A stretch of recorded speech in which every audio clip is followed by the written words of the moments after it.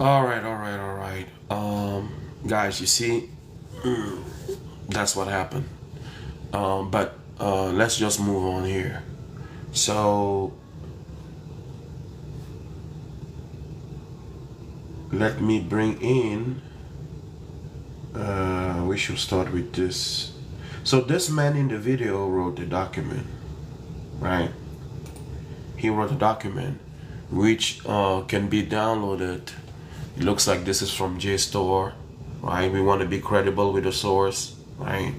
We want to be credible with the source over here, right there. So, Bamana sand divination, recursion in ethnomathematics. Recursion in ethnomathematics. Ron Eglash. This is the man you heard from the video.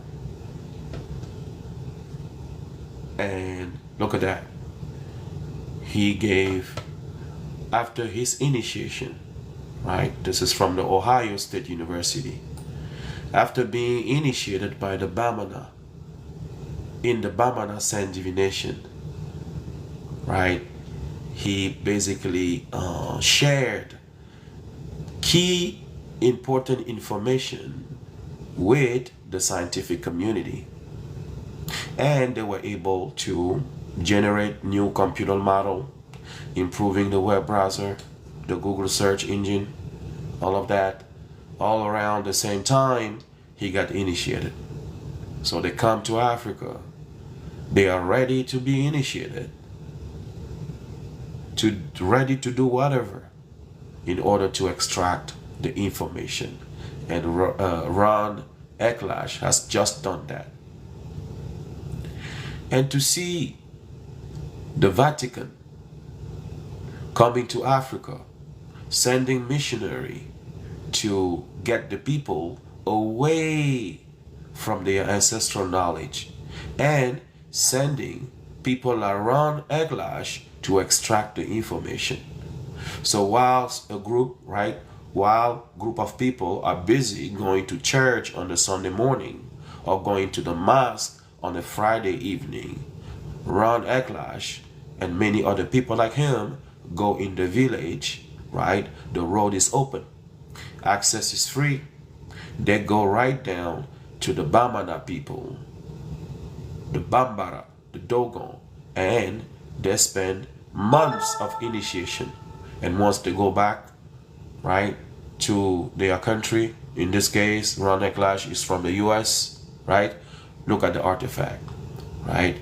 He basically developed computer model, new computer style system and models out of our knowledge, right there. This is the Bamana sand divination. Bamana sand divination. This is just a section of it, right? But this section alone, we are going to break this thing down. It's very simple. It's very simple, y'all. It's not complicated. But what I really want to show you today, the scope of this life, is to show you that the divination system in KHEMET comes from Africa, sub-Saharan Africa. It comes from the Dogon. It comes from South Africa. It comes from the Congo. Because people first originated in the heart of Africa.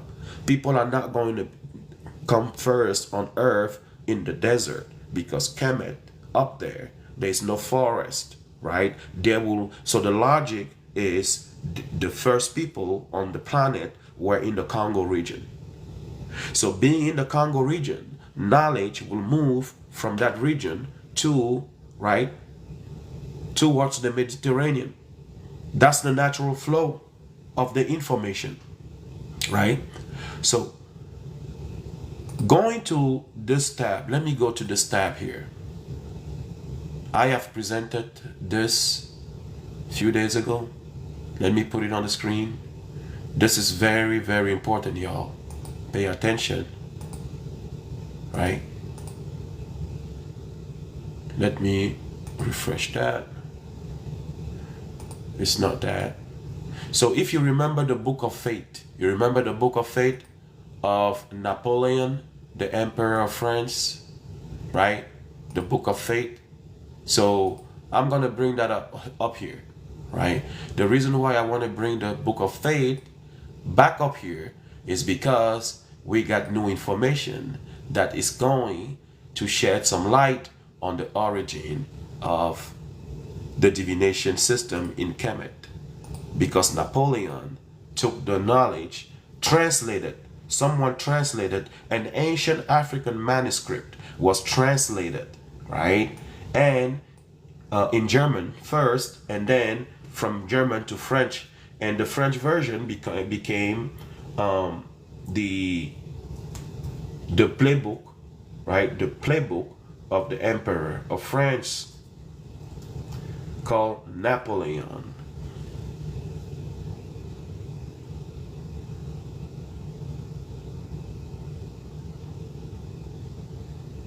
Right, let me put here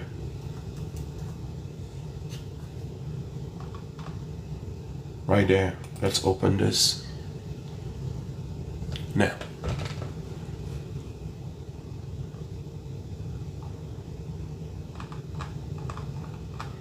I should have another version. So this is the book here. Now, look at that. Look at that. This is called the Book of Fate. This book used to be the playbook of the French emperor called Napoleon. Right there. Emperor of France. Now, what is the origin of the book? Now first rendered into English from a German translation. Where does the German translation comes from? Well, it comes from an ancient African manuscript. I know people are going to wonder why he's not reading ancient Egyptian manuscript. Yeah, because it's not. At the time this information was put into the manuscript, it wasn't Egypt. Egypt was not around. Egypt did not exist. You see how they are creating new words, new concepts, in order to ingest information from a timeline that does not correspond to the coming or the invention of the word Egypt. At the time the information in the manuscript was being recorded on papyrus, the word Egypt did not exist.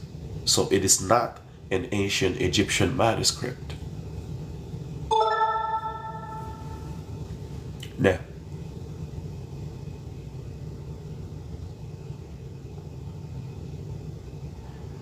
why do I have this here? Well, I'm going to take you to a section, the divination process. In this book, you're going to see how it is similar to the Bamana number generator. The first 4 set of 4 bits number generated in the Bamana version is basically became the whole process in this system here. Now, pay attention here, y'all. Number 1, what do you notice here? You notice here they are using what? Strokes. But here the strokes are vertical, and in the Bamana version, maybe I should have this on the same tab. Hold on, give me a second, y'all. I need to have this on the same tab here. Bam. We can actually do this. Beautiful. Let's do this. This is going to be even awesome, better, right? So we're going to put that here. We're going to bring this one here, right? We're going to have both right there. Bam. Now,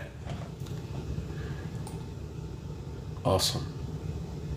Now, so here we are going to break down what the Book of Fate, the Book of Napoleon, Emperor of France, the process of generating numbers, right? This is the Bamana sand divination process. Number 1, they are using stroke. They are using stroke. The stroke over here is vertical. The stroke over here is horizontal. Now, if you paid attention to the video, or if you missed the video, right, the process is being described in the PDF document. I have not posted this yet in the group. I'm going to post it during the live in a few minutes, right? Now, we are going to find out the process of generating the numbers or the sign. So what you see here, what do you notice here? You see the odd and even principle that we broke down, we explained in the video. So let's do this. So let me bring this one up here, and let me bring this one down here. Man, you remember, right?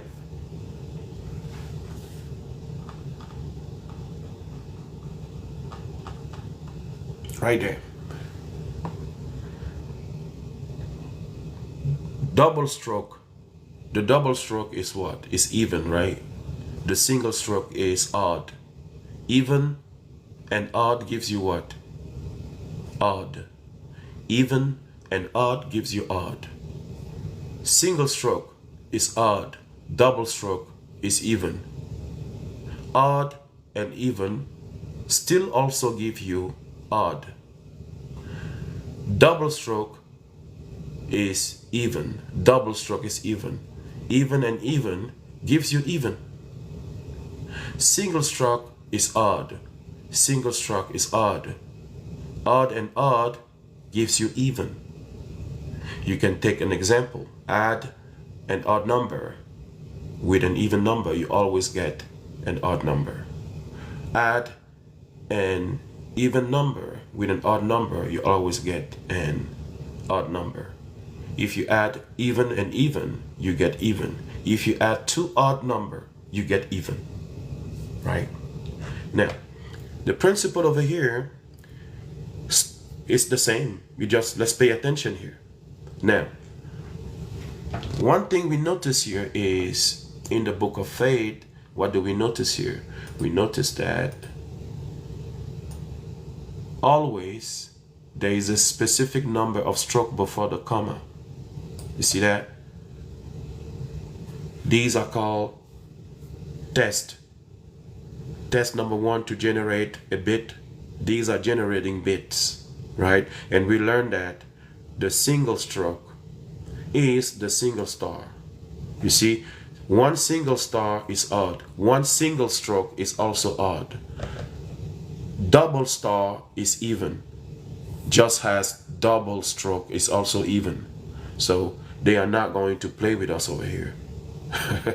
By changing the stroke into the star, we are not going to get lost. Right? Now, if you notice here, every single line over here, right, contain a comma. And we are going to count the number of stroke that comes before the comma. 1, 2, 3, 4, 5, 6, 7, 8, 9, 10, 11, 12. So there's always, by default, 12 strokes, regardless of whatever comes after the comma. There's always 12 strokes. And then what comes after the comma is random. It can be 3 stroke, 2 stroke, 5 stroke, 2 stroke, or 4 strokes, right? So it comes randomly. So this is where the randomness, right, the deterministic chaos process is implemented. The diviner or the oracle draws quickly with his hand, right? So let's read about this one.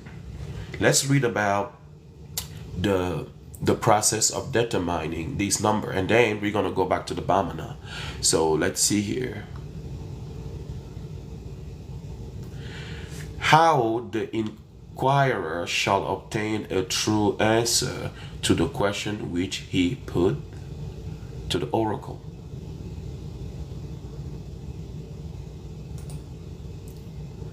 When a man or woman does come to inquire up to you, O priest, let the gifts be made and the sacrifices offered up, and let the invocations of the servants of the temple be chanted.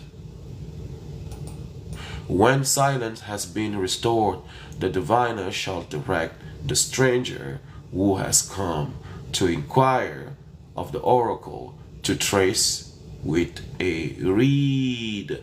Pay attention here.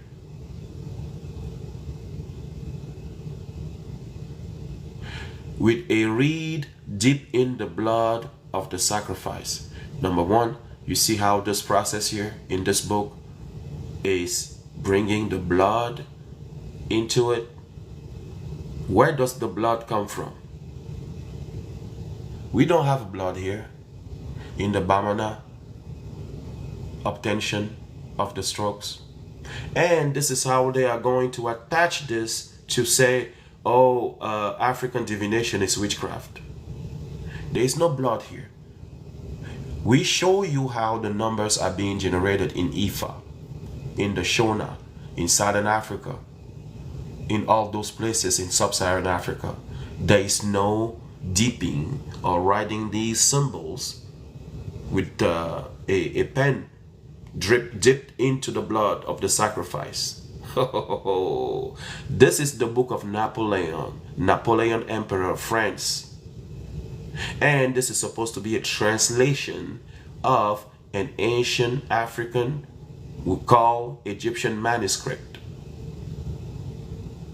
So this means that those who were in KHEMET at the time this information was taken, unless the document has been mistranslated and something has been added. But if this process here comes from the papyrus, that means that those in KHEMET at the time of when the papyrus was recorded, they were no longer African. They were invaders who took the knowledge and added additional stuff to it. We never heard, never seen these strokes, right, being written with a pen deep into the blood. No, not within the Shona, not within the Bavenda, not within the Yoruba with Ifa, nowhere in Africa. But here, right? So let's put this in red, right? Let's make sure a reed deep in the blood of sacrifice, right? This needs to be looked at.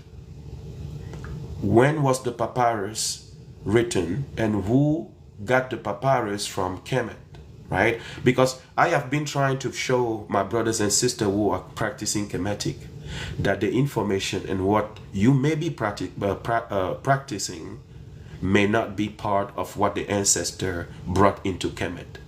You may be mixing the invaders and information, or maybe just purely using the invader information, right? So you practice Kemetism, you practice the knowledge of Kemet, right?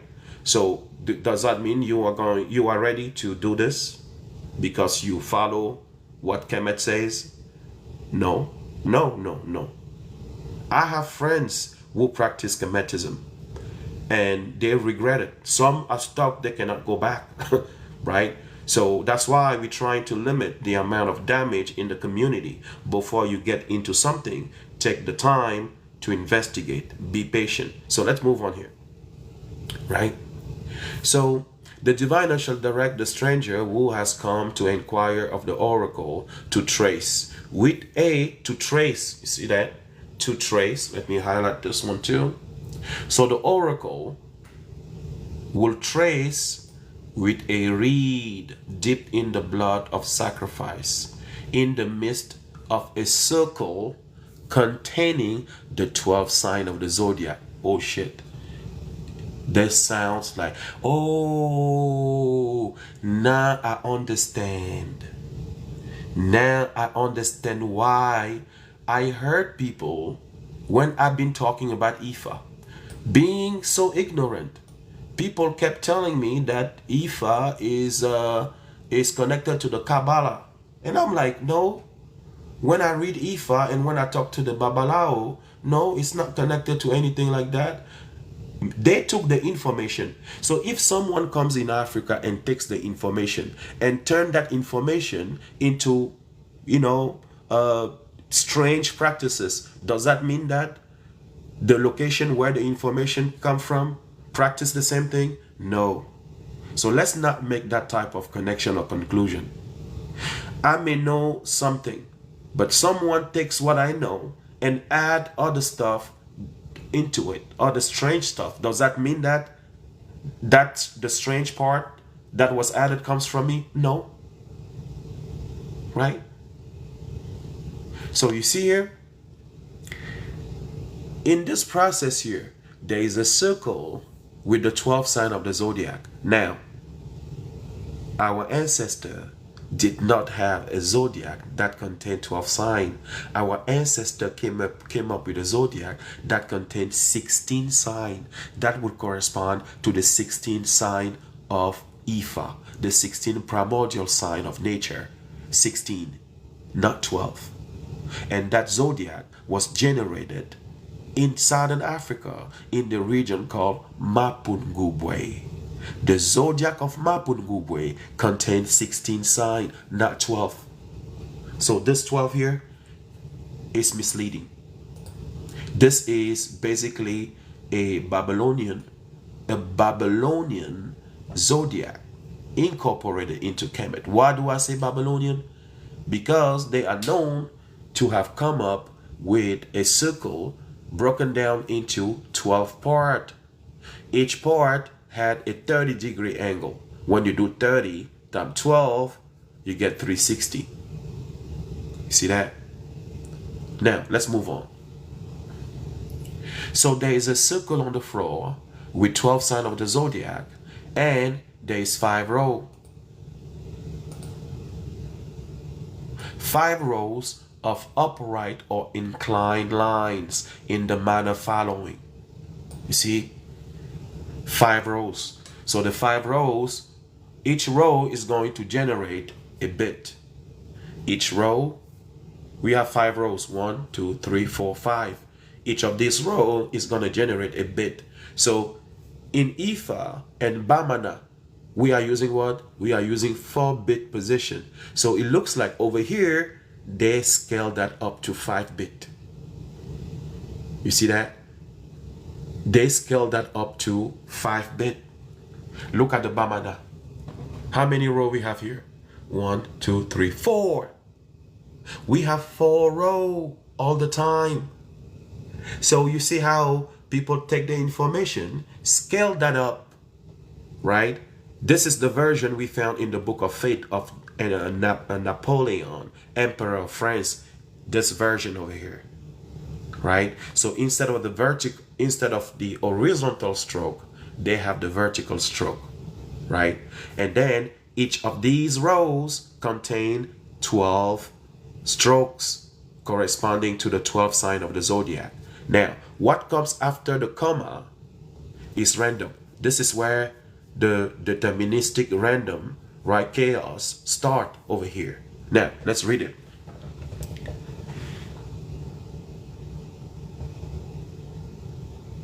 Taking care that each be readily seen to contain more than 12 lines. You see that? More than 12 lines. More than 12 lines. Right there. Always more than 12 lines. And they're going to count the parity of what comes after the comma. You see? But the rule is it must be more than 12 lines.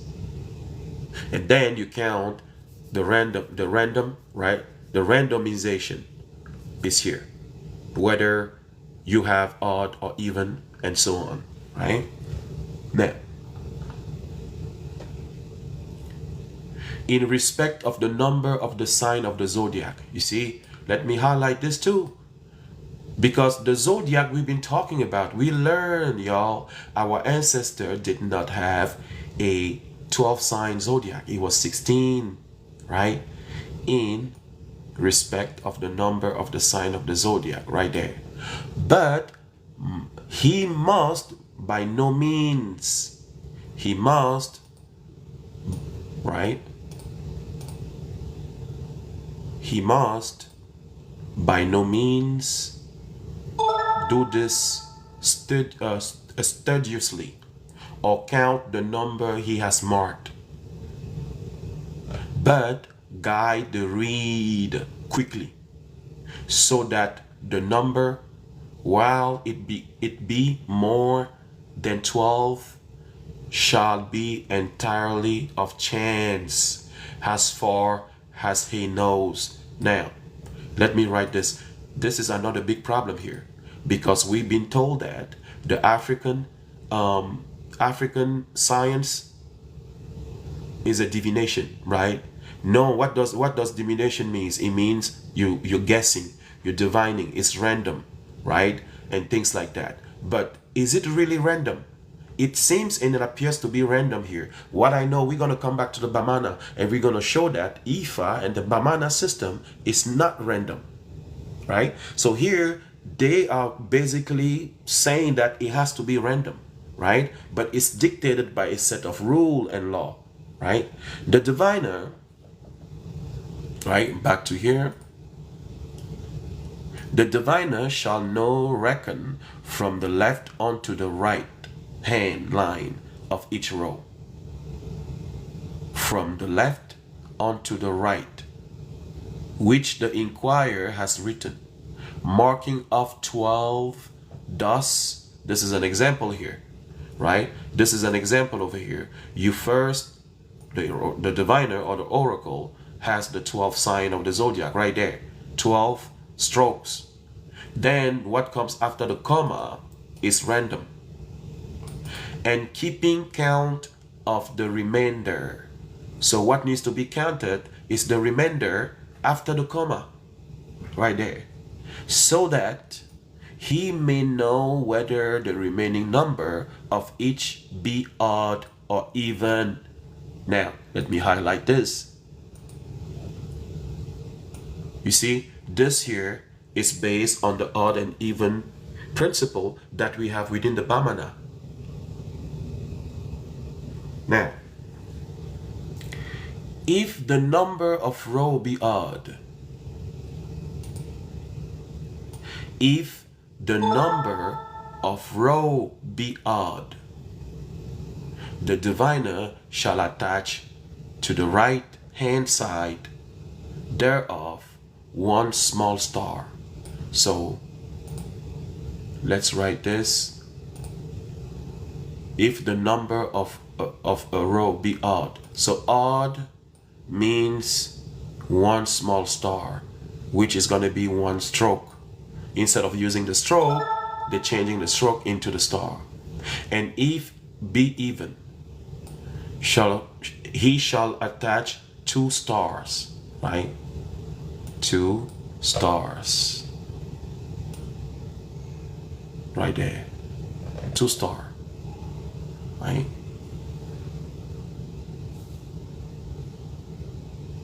Odd row, 1 small star, right?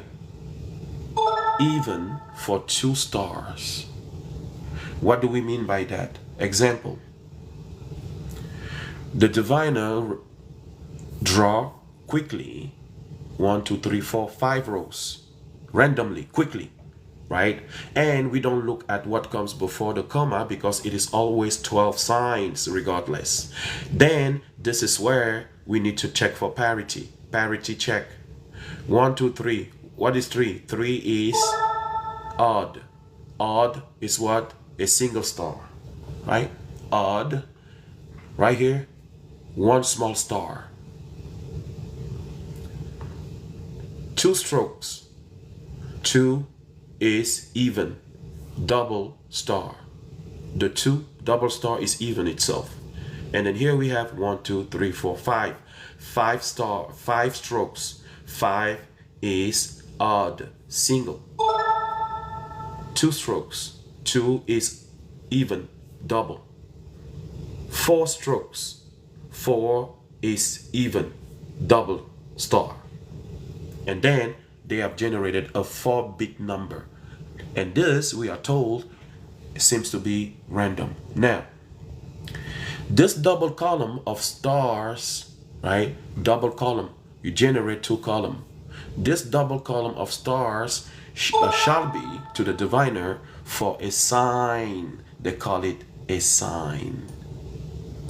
whereby he shall be enabled to discover the fate of the inquirer. So he will use that to discover the fate of the inquirer. Now, we have seen what we have read a little bit what the book of fate of Napoleon, right? Let's remind again. Napoleon was using this book, right, as a playbook, right? He was using this book as a playbook. Reload.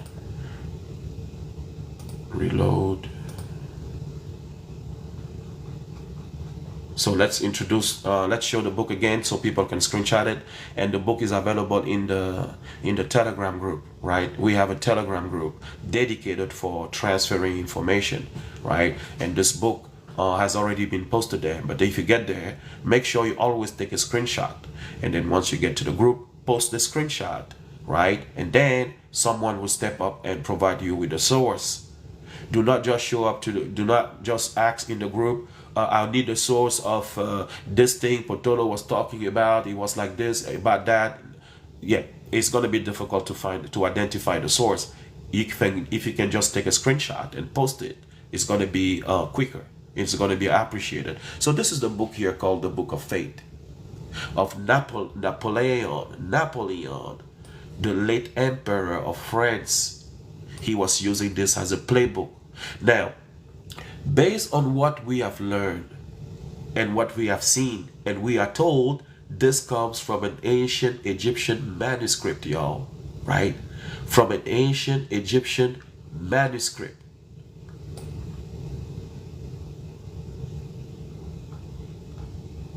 You see? Now, what we learned from the video we were watching earlier today, right? We're going to quickly read about the Bamana, right?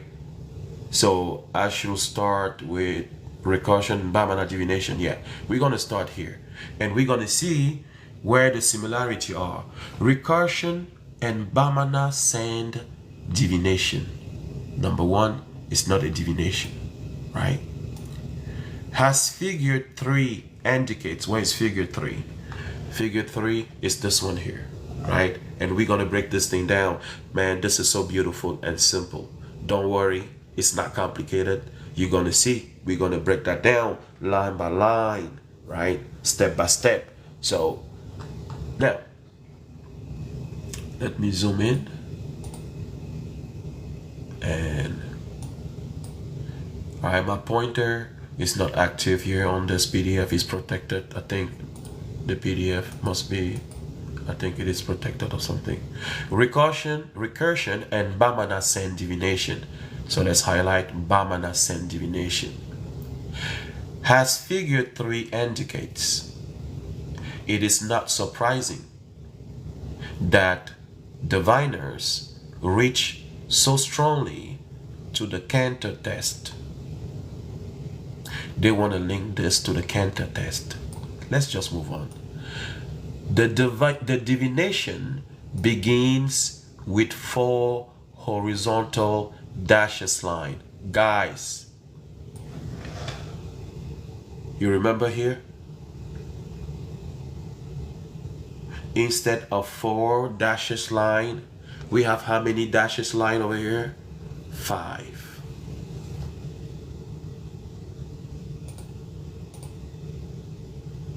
Right?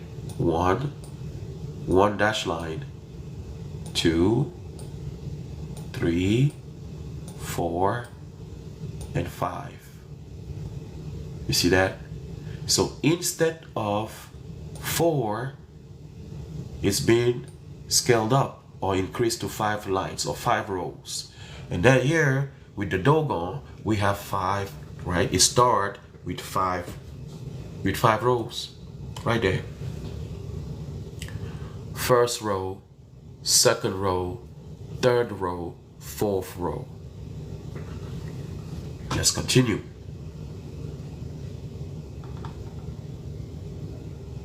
The divination begins with 4 horizontal dashed lines drawn very rapidly so that there is some random variation in the number of dashes in each Oh, let's come back over here, right? We've seen that somewhere here. Look at that. But he must by no means do this studiously or count the number he has marked, but guide the reed quickly, so that the number, while it be more than 12, shall be entirely of chance, as far as we know, shall be entirely random, by chance, right there, shall be entirely by chance. What does that mean? Randomness. And then here, look at that, random, so that in some random variation in the number of dashes in each.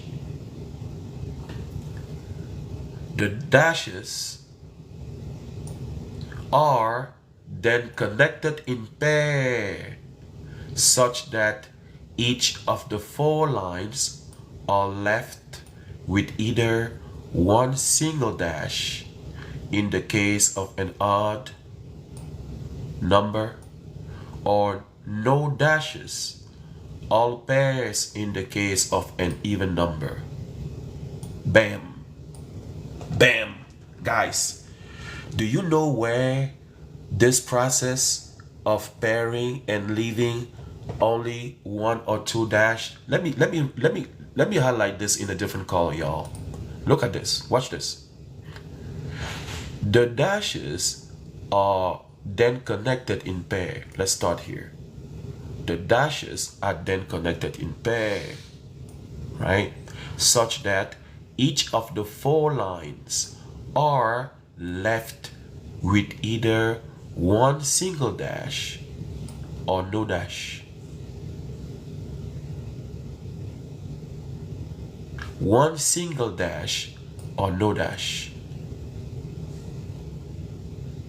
Let me do this. Let me do it. Just a second, y'all. Let me just let me remove. I need to highlight.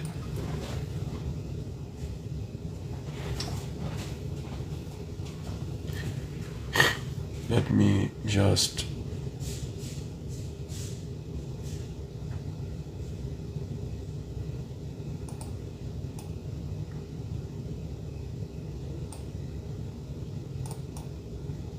now, let's just highlight this one. Single dash or no dash. Oops, sorry. Single dash means that will be the case of an odd number, right?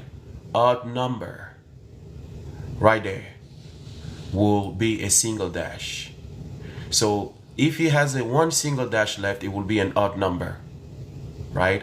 An odd number is a single dash, right? And no dash, right? If he has no dash left and everything was paired up, right? That will correspond to an even number. Very important. Now, you remember what we learned yesterday, the day before yesterday in IFA?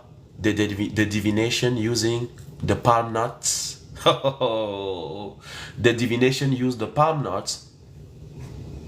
It's right here. How can we prove that? Right? So this is just something that came straight, guys, in my mind, and it matched perfectly with the slide that I have on the screen. Look at that.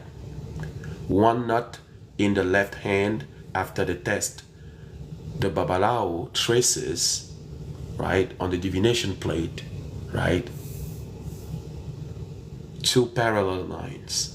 One nut left in the left hand, 2 parallel lines. 2 nuts left in the hand left after the test is going to be 1 single line. You see how the principle of the nuts match and correspond perfectly with the process of the Dogon? Instead of 1 and 2 nuts, they have 1 and 0. Double nut, right? You see, one knot. What is the parity of one knot? One knot, one itself is odd. What is the parity of two knots in the hands? Two is even. Even for one bar. You see that? Two walnuts in the left hand. You see? They write a single bar. One walnut in the left hand, they write a double bar. What does that mean? Here we have the principle is reversed. So one, the number one is odd. One is an odd number. In the Bamana, that we're going back to it, in the Bamana side, one would be what? One will be one bar, single bar. One is odd. An odd number would be the single bar is odd. Two, right? Two walnut. Two is what? Is even. On the Bamana side, they don't have a two, they have a zero. It's either 0 or 1. But here they are checking also for either 1 and 2. But what is 2? 2 is an what? 2 is an even number, right? But here they chose to represent two walnuts left in the left hand with a single bar. It is the same process. Instead of 0 and 1, they step it up and they went from 1 to 2. So the 1 plays the role of the 0 and the 2 plays the role of the 1. Let me explain this again, right? So the Bamana system is the same as the divination by the Ikin nuts, right? So in this process over here, right, the single nut represent the double bar. In the Bamana system, the double bar is what? The double bar is even. It becomes a 0. So in the Bamana system, the double bar is a 0. And then the single bar is a 1. So instead of checking the nuts, right, against no nuts in the hands and one nut in the hand, the Yoruba step it up by checking for one nut or two nuts. So every time the Babalawo pick up the nut, because Babalawo put 16 nuts in the left hand, right? 16 nuts in the left hand, and he will randomly pick the nuts. If he has 0 nut left in the hand, he picked up randomly all 16 nuts, then he have to restart the test. He must always have either 1 or 2 nuts left in the hand. You see? So 1 nut is the double bar, 2 nut is the single bar. Now, the Bamana is exactly the same. In the Bamana system, look at that. Let's go here.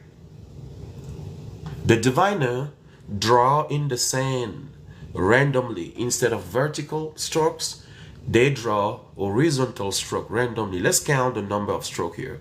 1, 2, 3, 4, 5, 6, 7, 8, 9, 10, 11. Next one.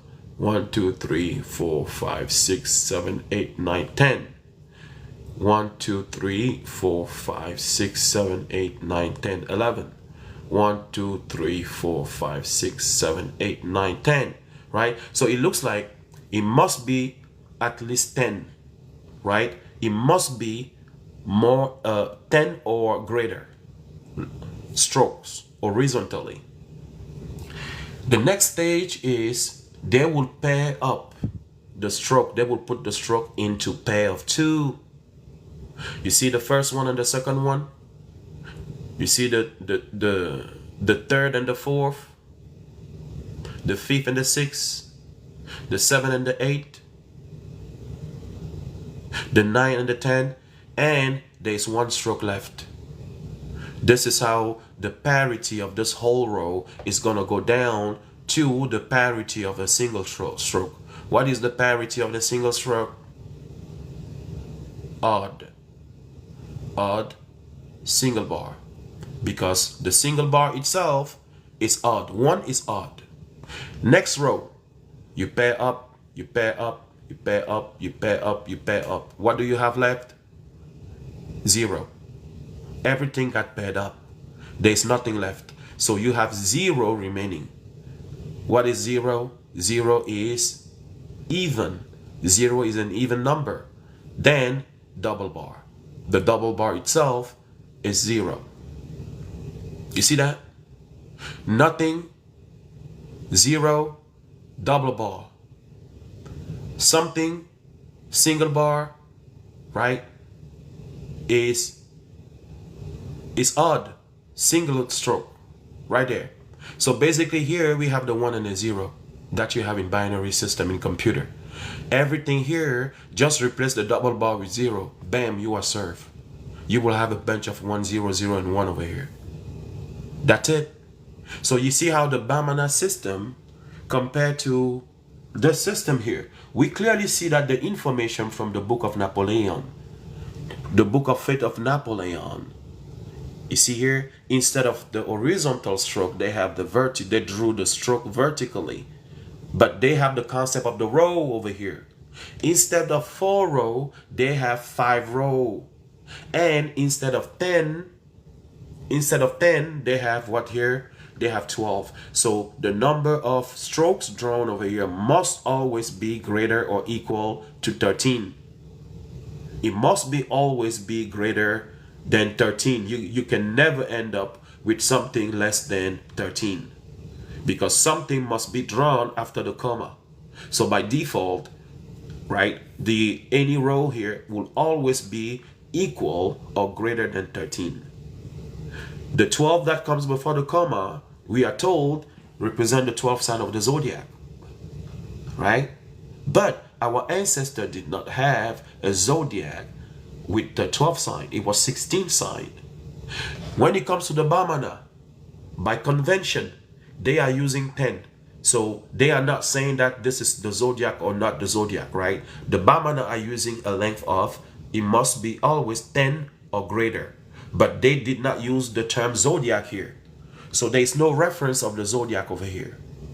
You see that? There is no zodiac mentioned here. Now, let's move on. After the first number is generated by this mechanism, you first draw 4 lines, you pair up, right, the stroke, and you will always be left with either a single bar or no bar. Single bar means a 1, no bar left means a 0. You see we are doing right here division mod 2, modulo 2, basically. Now, the process is repeated 4 times, resulting in 4 symbols. So this process here is done 4 times. You do this once, you do this again twice, 3 times, and then 4 times. You're going to end up with the 4 number that we have here. You see, this is the first number obtained here, right here. The second one gives this number. The third one gives this number. The fourth one gives this number. These are the 4 first numbers generated through this process. Now, look at the beauty of this. Then, you take the 4 number you have generated, which are this one here, and you apply what we call recursive random deterministic process. You pair the 4 number 2 by 2. This is the first one, the second, the third, and the fourth. You pair the first and the second. What do you do here? You apply the same rule. What is single bar is what? It's odd. Odd and odd gives even. Odd and even give odd. Even and odd give odd. Odd and even give odd. Bam. And then here, same rule between the third and the fourth.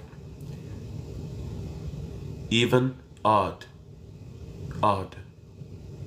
Odd, even. Odd.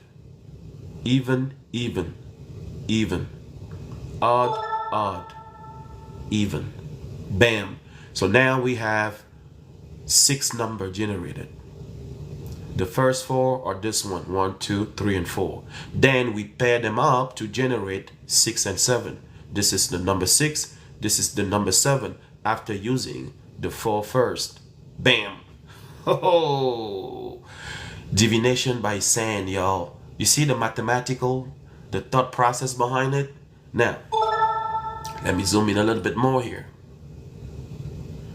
Step number 4.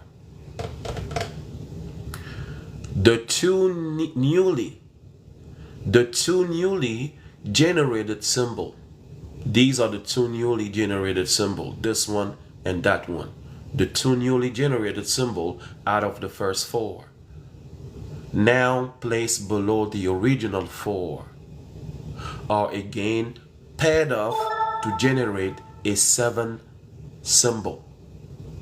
Then the 4 are read sideways to create 4 more symbols. See that? So the 2 newly generated symbols now placed below the original 4 are again paired off to generate a 7 number. You see that? So these are the original first 4. This is the number 5 and the number 6 generated from what? From pairing this and this, from pairing that and that. The activity we just did over here, right? You see that this one is that one. You see that this one is that one, right? Then you take the result of this, you pair them up to find the parity. Even and odd. Odd. Odd and odd. Even. Odd, even. Odd. Odd, even. Odd. Bam, you have the 7 number. Now, how do you move on? Next stage, you take the 4, the original 4 you have generated, but you read them sideways. So basically, if I put, I'm going to rotate my camera, y'all, right? I'm going to rotate my camera, right? And you're going to read sideways anyway. What does that mean? That means that the first row over here, you take the first row here, it becomes the first column. So the first row becomes the first column. The second row becomes the second column. The third row becomes the third column. The fourth row becomes the fourth column. So you take this, right? The first row, let's take the first row here. We turn it into the first column.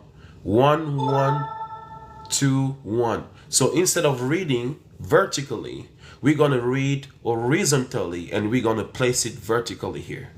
So basically you take this and then you rotate that. You do a 90 degree rotation from the horizontal. You bring this down, you rotate this 90 degree, you bring it down like this. So you're going to end up with 1, 1, right?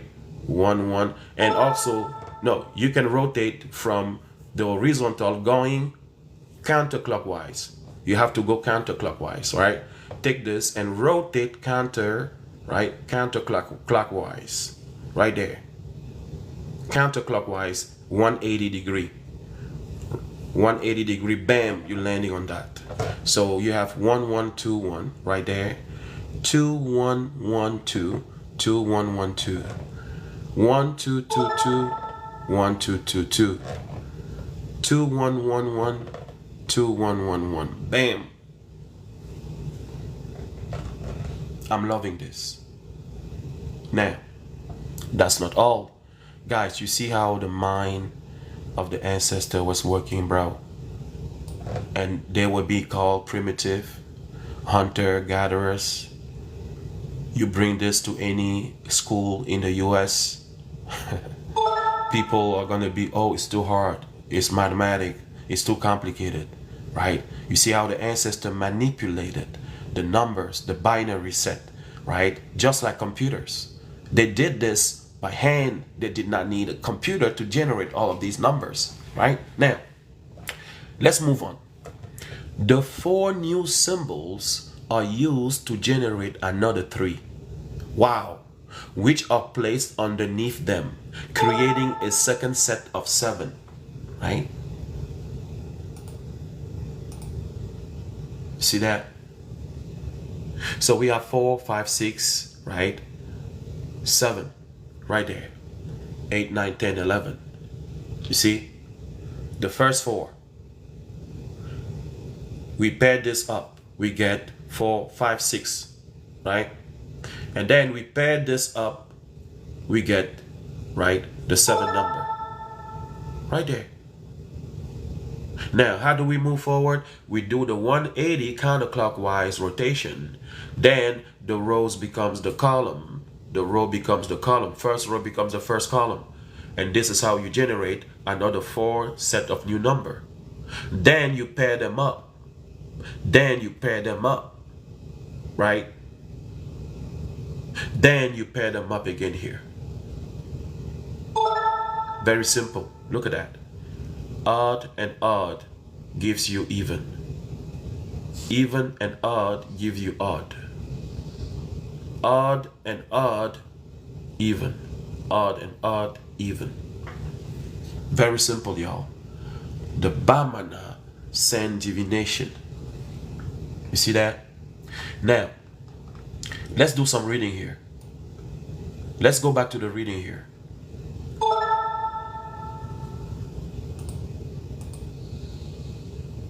And we're going to explain this one in depth, right?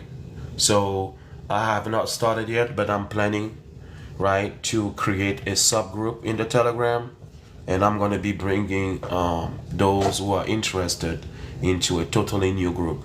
And you will be contacted individually, right? So, because there are people in the group who are not there to learn, they're just there to basically get the information, get the book, you know, but there are people who are really serious, right, about learning. So we need computer science, computer engineers, even those who are not into computer at all. Yes, look at Maxwell Shikumbutsa. Maxwell Shikumbutsa, he left school when he was 14, but look at what he's invented. We're just looking for those who have the dynamics, the will, the passion to look into it, right? So even if you don't know, right, if you want to know, I think join our group. We are there to learn. We're learning. All we do is to learn. We don't have time to fuss around, right? We don't want to spend more time fussing around. Every time we're arguing, we're discussing, we're wasting time. Now, the narrative symbol is then constructed as a column of 4 vertical marks with double vertical lines representing even dashes and single representing odd. Double vertical lines representing even dashes and single representing odd. 1 is odd, 2, right? 2 dashes is even, and 1 dash is odd. At this point, the system is very similar to the famous Ifa divination. Oh, he said it. He said it. He just said it. That's what we've been saying. I saw that coming a long time ago, bro. Damn. Look at that. At this point, the system is very similar to the famous Ifa divination. There are 2 possible marks in 4 possible position. There are 2 possible marks in 4 possible position, and so 16 possible symbols. Oh, the 16 primordial sign of Ifa, right? 16 possible symbol. Let's highlight that. 16. Oh, what happened? All right, let me erase this. 16 possible symbol, y'all. That's not all. Watch this.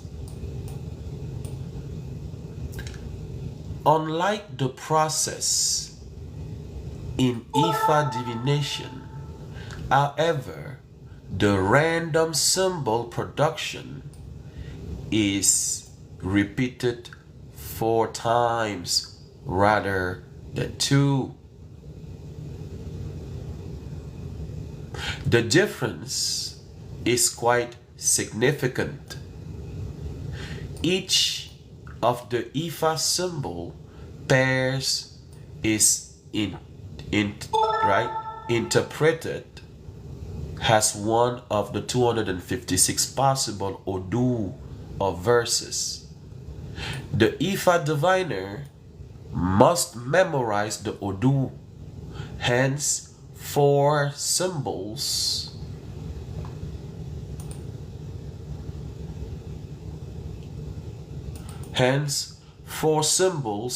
will be too cumbersome.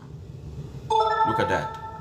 65,536 possible verses. Damn. But the Bamana divination does not require any verse memorization.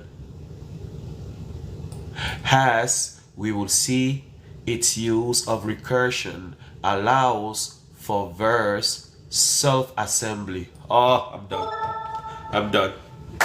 This is what they want to reproduce in the AI, y'all. This is what they want to reproduce in the AI. But they are not there yet. They're trying to figure it out. The ancestor, through the recursion of deterministic chaos, were able to generate a system that resembles self-assembly. There is no need to memorize any verse in Bamana divination. There is no need to know about any verse associated with the sign. The Bamana divination does not require any verse memorization. As we will see, its use of recursion allows for verse self-assembly. I don't know, man.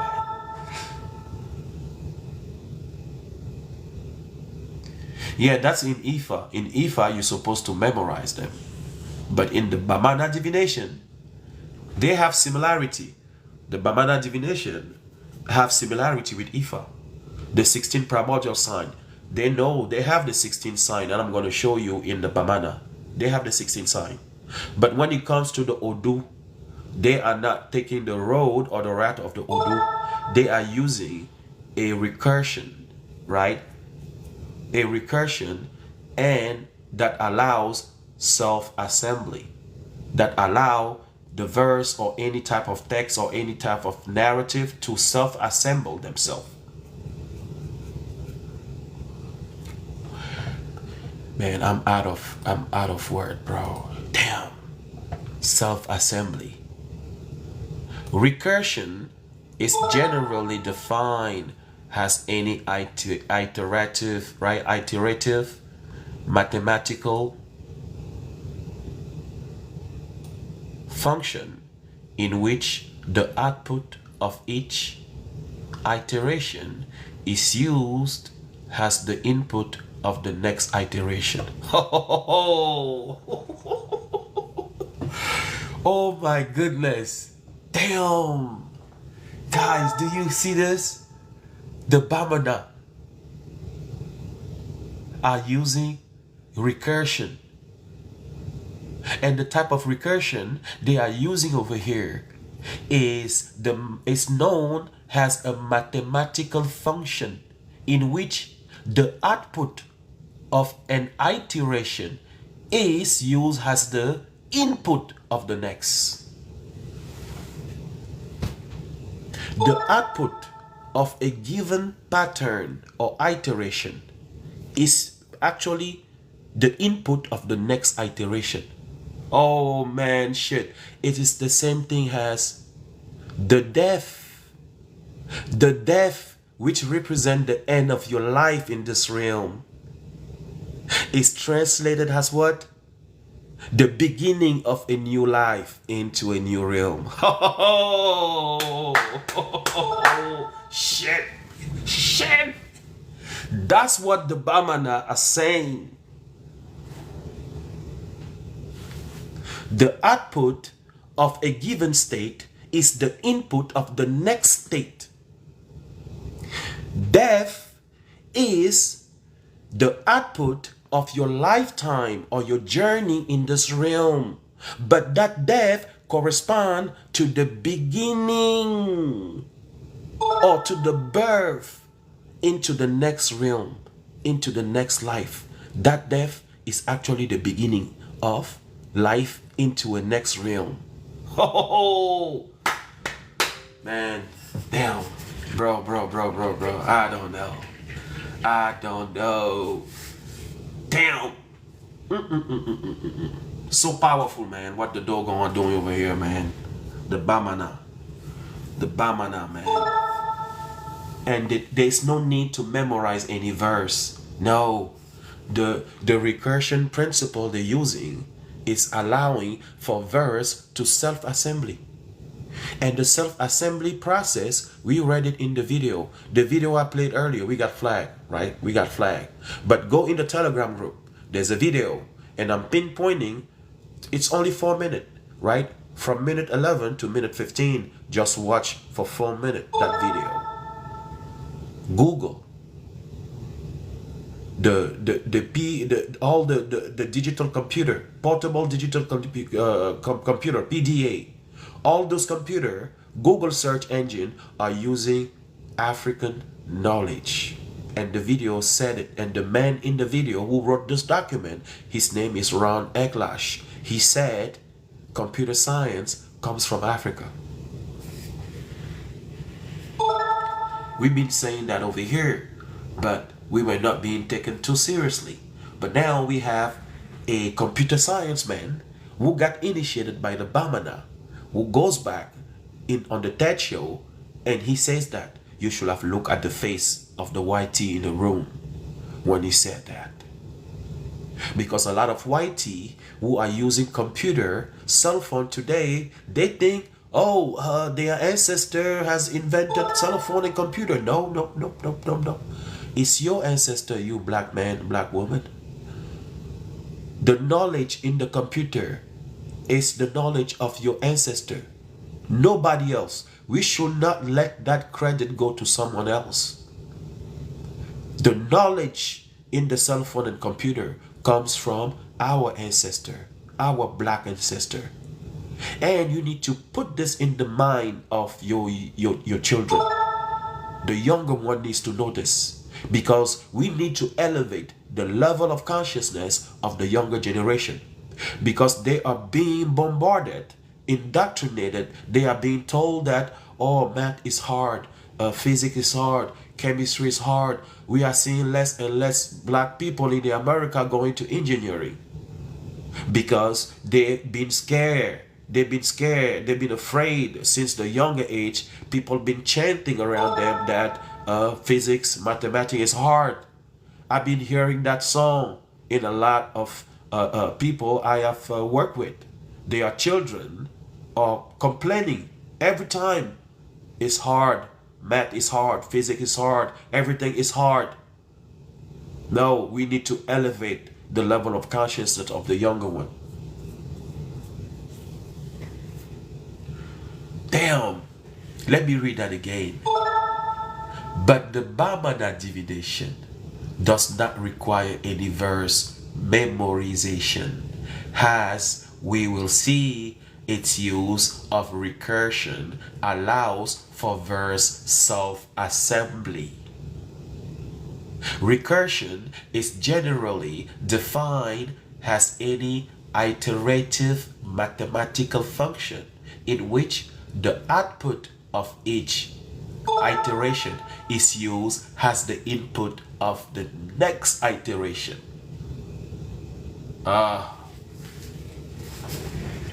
So the end of your journey on earth, which we call death, is nothing other than the input, which is the beginning of the new life into a new realm, into the next realm. The death is the output of your lifetime on earth. All of your journey, all the things you've done on earth are going to resume as death someday. We don't wish that, but we cannot avoid it. So that end of life or end of cycle is only the output of our journey in this realm. That death is going to translate into birth, into a new beginning. Is going to serve as the input, being a new beginning, a new start, birth into the next realm.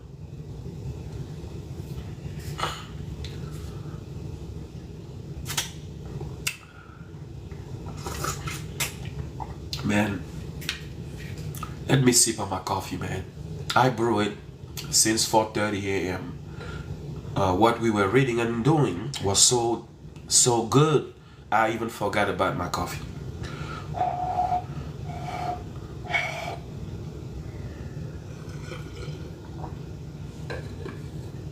Wow.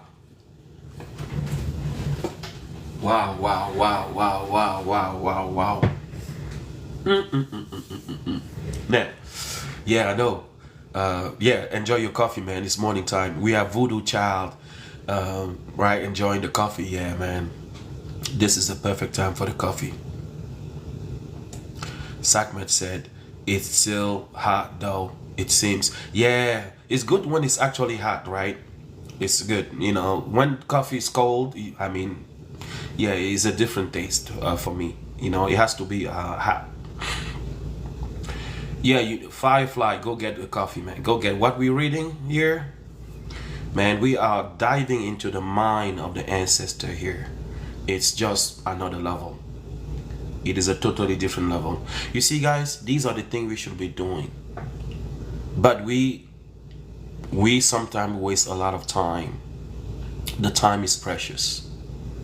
We should be finding out about these things and then making sure that the younger generation knows about this at a very young age, not when they're old like we are today. Right? Within the age range of I would say maybe yeah, these days children are learning about computer science in you know, in primary school. Yep. My daughters have a computer. The school gave them a computer. They're doing some stuff on the computer. I remember touching for the very first time a computer. It was in 2018, 2017. Oh, I'm sorry, 2009. I'm sorry, 2009, 2008, right? That was the first time I actually sat in front of a computer, right? But I have my daughters, right? They've been having a computer from school. Each of them has a computer. And I'm looking at them, I'm like, damn, if you guys just knew how we grew up in Africa, and when and when I actually had a laptop, when I owned a laptop for the first time. Oh my gosh. Now, let's move on. Let's use the blue, maybe. Now, in this case, the function is addition mod 2. You see, the ancestor been practicing and knowing addition mod 2. They didn't just call it mod or modulo 2, but they knew it, they were doing it. Because people are going to say, oh, if Africa practice computer science, what is modulo 2 called in the Bambara or Bamana language? Are you serious? It's right there, right? It's right here. I can just show you this is the source right there. It's doing every step of the way here. It's mod 2. But someone is going to ask, show me the word modulo in the Dogon, Bamana, or Bambara language. So if they don't have the word, that means they didn't have the knowledge. You see how the reasoning, The Western type of reasoning is just off. It's totally off. The concept is right there. But someone want to see the word mod or modulo to be certain that they were doing the same thing. The same simple, even odd distinction in the parity bit operation that contemporary computer system use to check for errors. Let me read it again. In this case, the function is addition mod 2. The same simple, even odd distinction. You see that? He used the word what? The same. The same simple, even odd distinction in the parity bit operation that contemporary computer system used to check for errors today, and computer system still use this today. It hasn't changed. Where that system come from? Who were the first to use that system? The Bamana said divination. Right there. They were the first to use what we call today in computer science parity bit operation to check for errors. Yo, give me a minute, y'all. I'll be back.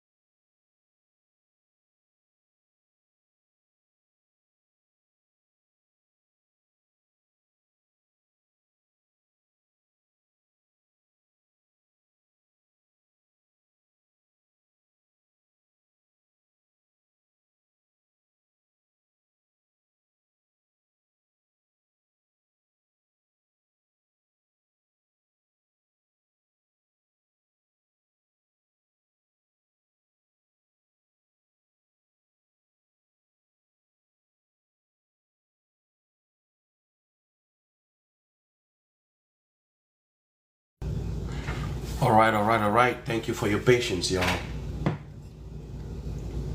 So we are seeing here from a scientific dude, Ron Eglash, informing us that in this process that I have just explained step by step is connected to what we call in mathematics addition mod 2, and also it is the same principle of even and odd. You remember when I was doing, right?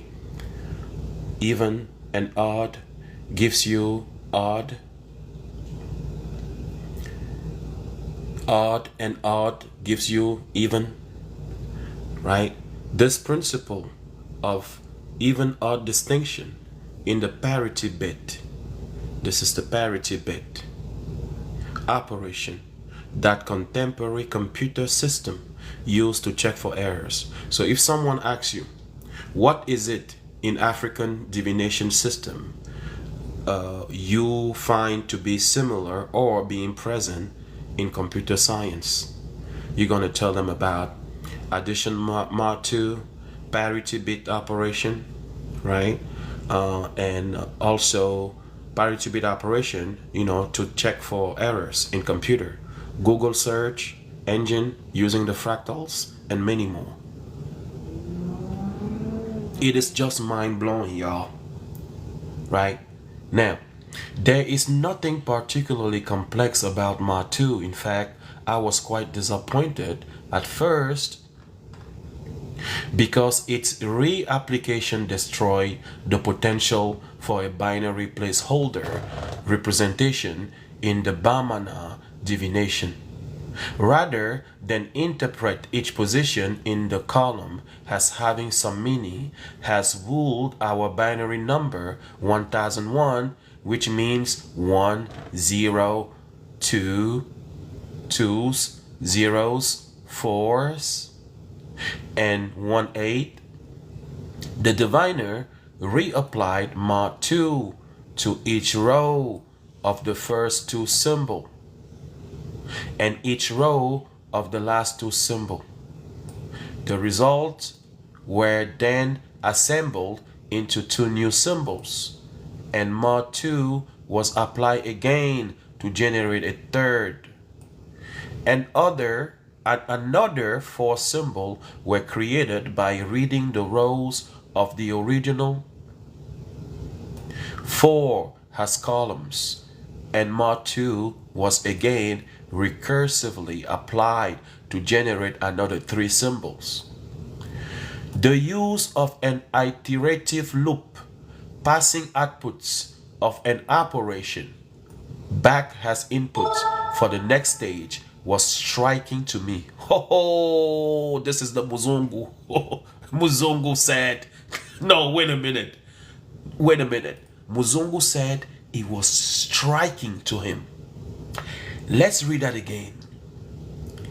The use of an iterative loop passing output of an operation back as inputs for the next stage was striking to me. Now, I was at least as taken aback by the sand symbols as they had been by the Cantor set. It will be naive to claim that this was somehow a leap outside of our cultural barriers and power differences. In fact, that is just the sort of pretension that reflexive anthropology has been dedicated against. But it will also be ethnocentric to rule out those aspects that will be attributed to mathematical collaboration elsewhere in the world. The mutual delight of two recursion fanatics discovering each other, and the appearance of the symbols laid out in two groups of 7. The Rosicrucians' mystic number, not to mention the respective publication dates of Cantor and Mandelbrot in 1877 and 1977, added some numerological icing on the cake. Damn, you see where this knowledge is being pushed in? It looks like even the Rosicrucians have taken the concept of divination, African divination. So, guys, it looks like the knowledge in our culture or divination practice was taken and basically hidden from us and is currently being used. That's the knowledge we have in computer science. That's the knowledge, the key of the microprocessors, the understanding and the building of the microprocessor chips. You cannot do that without the knowledge of the divination system. And this man here in the video told us that there will be no computer, no cell phone without the knowledge of African divination system. So whether we read here, right? The Rosicrucian mystic number not to mention the respective publication dates of Cantor. So we need to learn, we need to know who's Cantor. Who's Cantor and Mandelbrot in 1877. And we have to pay attention to the timeline, right? To the timeline. And 1977 added some numerological icing on the cake, right? So, and then we have to be careful on the text, on what the text says over here, because some people are going to say, oh, we heard Rosicrucian, so African divination is Rosicrucian. No, come on, pay attention to the text, y'all. The following day, I found that the presentation had not been complete. There were an additional 2 symbols. Look at that. So this man is getting initiated, right? And he's trying to link and to connect everything he learned from the West to the Bamana divination. He's trying to find similarity, or maybe it's connected to this Rosicrucian, a group of 7 numbers, or maybe this, maybe that. But the session was not over. The following day, I found that the presentation had not been completed. He thought the presentation was over, but it was not. But it was not. Right? These were an additional 2 symbols that were left out. These were also generated by mod 2 recursion, using the 2 bottom symbols to create a 15, and using that last symbol with the first symbol to create the 16, bringing the total depth of recursion to 5. The 15 symbol is called this world. Wow. The Bamana people call the 15 number this world, or this dimension, right? This realm we live in is represented within the Bamana as the 15 sign. And we're going to see what it looks like. And the 16 is the next world. Oh shit. The Bamana even telling us which realm we are into and where we're going after this realm. Who does not want to know that? Oh, guys, I don't know. This is the Muzungu. He went to learn and he got initiated by the Bamana priest. Damn, yo, why we don't know these things? Why are we going to learn this from a Muzungu? That means we are not working, guys. We are not, me included, we are not working enough. We should have known these a long time ago. But we got basically indoctrinated to the point where we've been pushing back on our ancestrality knowledge. Wow. The world we live into right now is the 15 symbol. And the realm or the world that will come next is the 16, the next world. Right? So, there was good reason to separate them from the others. But it may be that the emphasis was partly done for my benefit, has a bit of mathematical translation to better fit the Cantor set model. Yes, this whole time this dude, instead of paying attention and learning from what the Bamana priest is teaching, he's just trying to take what the Bamana priest says and he's trying to find a corresponding something that corresponds to it in the West. And he's going to bring this whole Rosicrucian 7 set group of numbers into this. You see what the Muzungu does? You see Muzungu? Every time they always try to link or to attach or to put dirt on African knowledge, right? The final part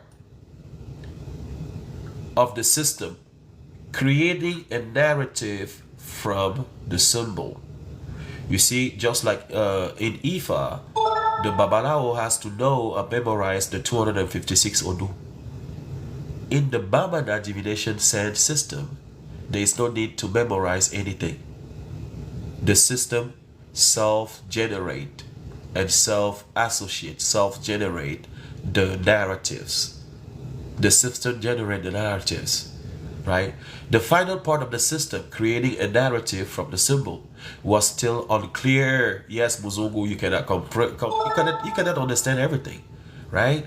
He's like, because he's trying to understand things based on Western standards, right? How he was educated. I was assured that it could be learned if I carefully followed their instruction. Yes, dummy, you are not following anything. Yeah, even us here reading, we see that you are not paying attention. You see this Muzungu here? Instead of paying attention, he's trying to bring to connect this to something that existed before, right? Look at that.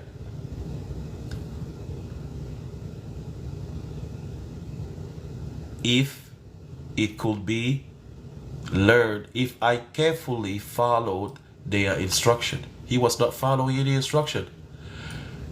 I was to give 7 coins. Wow.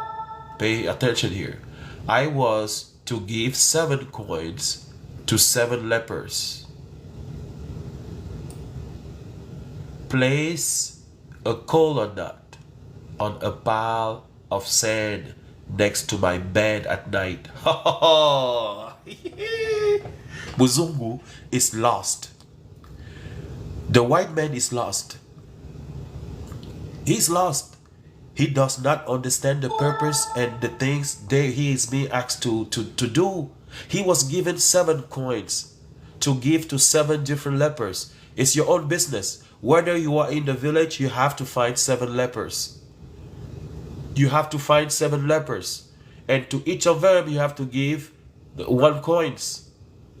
And you have to place the kola nut on a pile of sand next to your bed at night. Guys, this is what I was saying the day before yesterday. In Ifa, before the day, the chain or the chaplet or the nuts are cast, there are a set of event, of prerequisite that needs to take place. Here, we have 7 coins, right, to 7 lepers. We have the kola nut. Oh, by the way, let me take my kola nut. Oh, man. Let me take my kola nut. See that? Now, if you did not know, right, this is from my mama, man. You know, my mama knew growing up, she knew I love eating kola nut. Because this thing here will make me learn for hours, right? I did not want to sleep. I was fighting against sleeping. I will be like, no, sleep, please. I want to keep learning. I want to keep studying, right? I was so addicted to learning when I was in college, right? At university. So this is the kola nut. It's packed with natural caffeine, but it's very bitter. It's very bitter, right? So you have to learn how to eat it. There is a way to learn how to eat it, right? You can start chewing just a tiny part, right, and feel the bitterness and let it, you know, let it mingle in your mouth and things like that, and then you just go, yeah. But it is packed with natural caffeine, right? But the caffeine over here, it does not give you headache like the caffeine in the Coca-Cola. Did you know the name Coca-Cola? In the name Coca-Cola, the cola in Coca-Cola is actually this kola nut. Yes, they are taking this from Africa. This is the one they grind. They grind this and they add some other stuff into it, and then it ends up in your Coca-Cola, in your soda. But we got the raw, right? We got the raw right here, right? So sometimes before I start the live, you can hear, you can feel like Potolo has something in his mouth. So my kola nut. See? See that? You break it. Oh, look at that. Look at the shape. Look at that. Right? Beautiful. Right?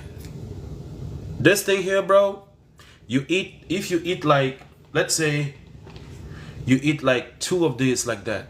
2 of these like that, bro. You're gonna stay up until the next day with no headache. Right? It's a natural fruit from Africa, bro. Right? The kola nut. We used to eat this, to study for long hours, and it paid off. Right? So, when I saw the cola here, it kind of like remind me of my starch of cola. Now, and then after you eat this, guys, I don't know the chemistry of this nut. You drink water, water turns sweet.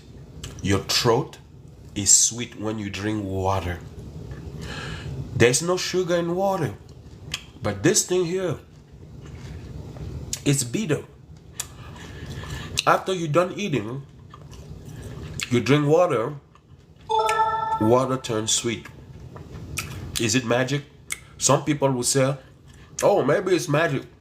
How can you drink water and water is sweet? Yeah, it's the chemistry and the chemical in the cola. Right?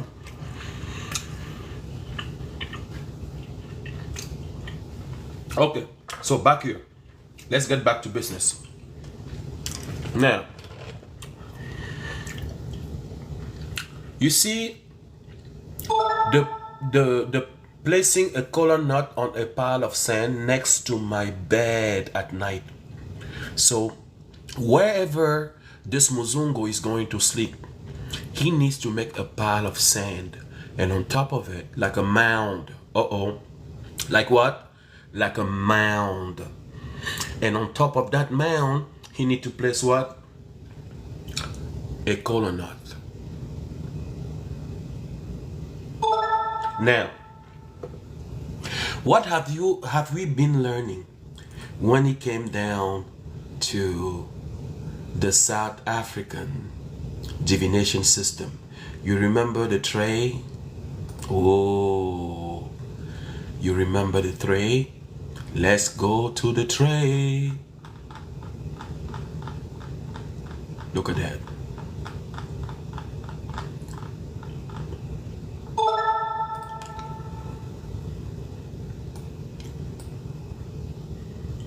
Bam.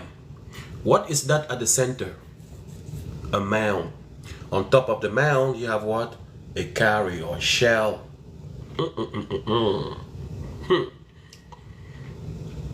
So this Muzungu was given or was asked to put a kola nut on top of a mound. So the mound has a purpose of centering the person, of orientation, calibration of the scene of the person, of the body of the person before the day of the session. Calibration must be done, right? So the Bamana had their way of calibrating the body, of orienting the body with respect to the cardinal point. Now, there's another step over here. It is written in French, right? Basically giving the step by step of what needs to happen the day before the session with the Babalao or the Ifa priest, right? There are specific objects. One of them is called the Voji. The Voji object of consultation. There is a leaf called a Patima, right? The Patima is a leaf, or Abioma, the hyssop, right? The hyssop, right? And there is a spice called the Aji, right? Or Ajiku. It is a grain. It is we're using in the kitchen. It's a spice, right? Or it can be the Hatsiku or a TQ, right? The curry. You see that? The curry. The curry needs to be given to the client or to the representative of the client. This one will go hand over the objects.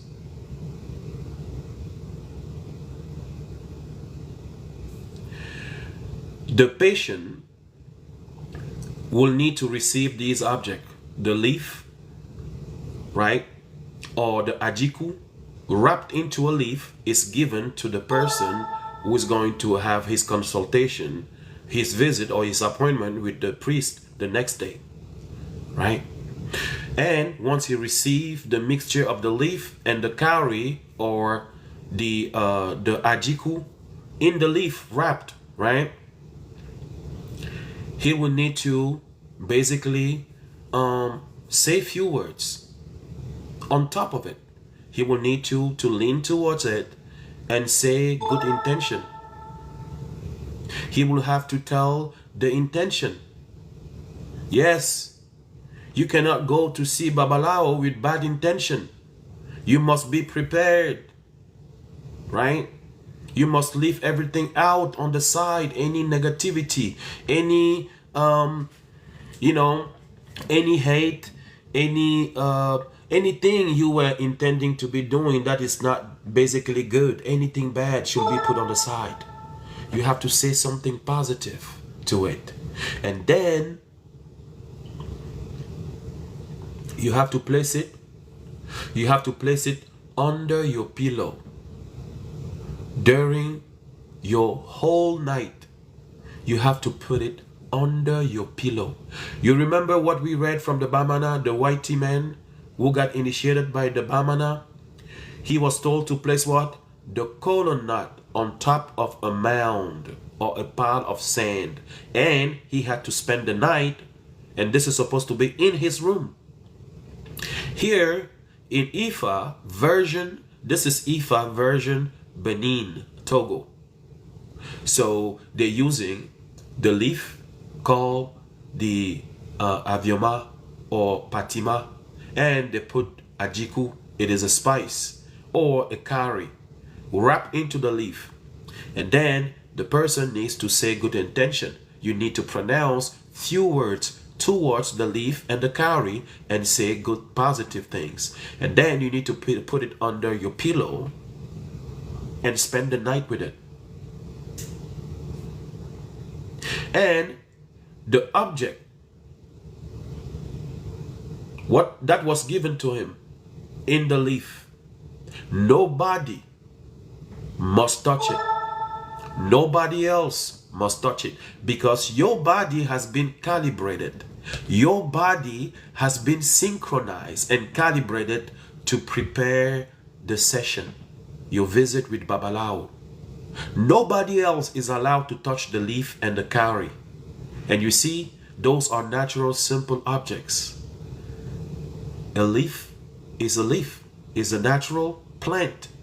The curry is just a curry, or a spice called ajiku is just a spice.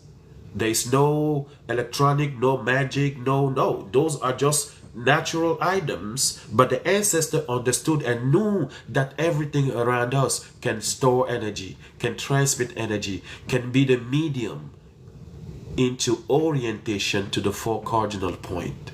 They knew what ingredient, what items to use in order to prepare the body for the session. On the day of the session, making sure that nobody else touched it, right? The Babalao will then unfold with the chaplet. The Babalao would then roll it. Babalao will take that leaf and he will roll it with the nut, the chaplet. You remember the curry chain called opele? So the Babalao takes the leaf and the spice that spent the night with the patient, will wrap the chain on it. Wow, he will wrap, because people been asking, what is the rule of the obtention of the combination when the chain is basically thrown, right? I have some pretty good answer here, right? So the number, the obtention of the number after the throw is not random. It seems and it looks to be random, but it is not. So this chain is then wrapped up, right? It is then wrapped up over the mixture of the leaf and the curry that spent the night with the patient. So Babala will take it, wrap it right? Rap set, right? And will pronounce few words. The grain and the curry will then be put on the mat in front of the priest, right? There's a mat usually. So let me show you the mat. Let's grab the mat. This is slide 374, right? 374. So we have the mat.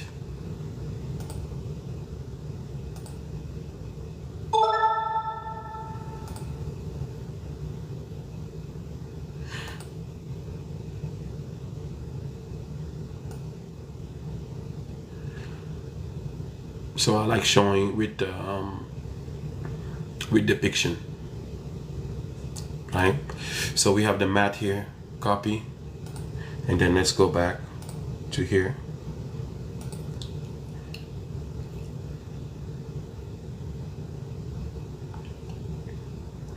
So then let's paste it here. There you go. Bam. See that? There's a mat, and that leaf and spice wrapped up, right? The chain is wrapped up into it. What is the purpose of doing that? Is to calibrate the person, the session to the location. The orientation of all of this is very precise in the way that the obtention of this bit, this is an octet generator. Bits, it generates bits. Each of these can either be open or close, right? And they can only take on the value double bar or single bar, zeros and one. You have octet here. So the obtention of these numbers are not random. Based on the amount of information I am bringing in by explaining how and what is being done prior to throwing the chain. There is a series of events. The same way we've seen in this Muzungu. Look at that. This is Ron Eklash. He's an American, a white man American who got initiated by the Bamana. Guys, you see how we had the French, Philippe Griol, Marcel Dittelin, who got initiated by the Dogon? And then we have Ron Eklash, who was sent in Africa to get initiated by the Bamana. He was given 7 coins to 7 lepers. Place a kola nut on a pile of sand next to my bed at night, and in the morning bring a white cock. A white cock. The Muzungu did that because he needed information, so he had to do it. Look at that. In the morning he had to bring a white cock. Right there. In the morning bring a white cock, which would have to be sacrificed to compensate for the harmful energy released in the telling of the secret. Wow. Wow, wow, wow, wow, wow, wow. Now, did you know that even in Ifa, there are incantation offering, right? Look at that. This is in Ifa. What is this?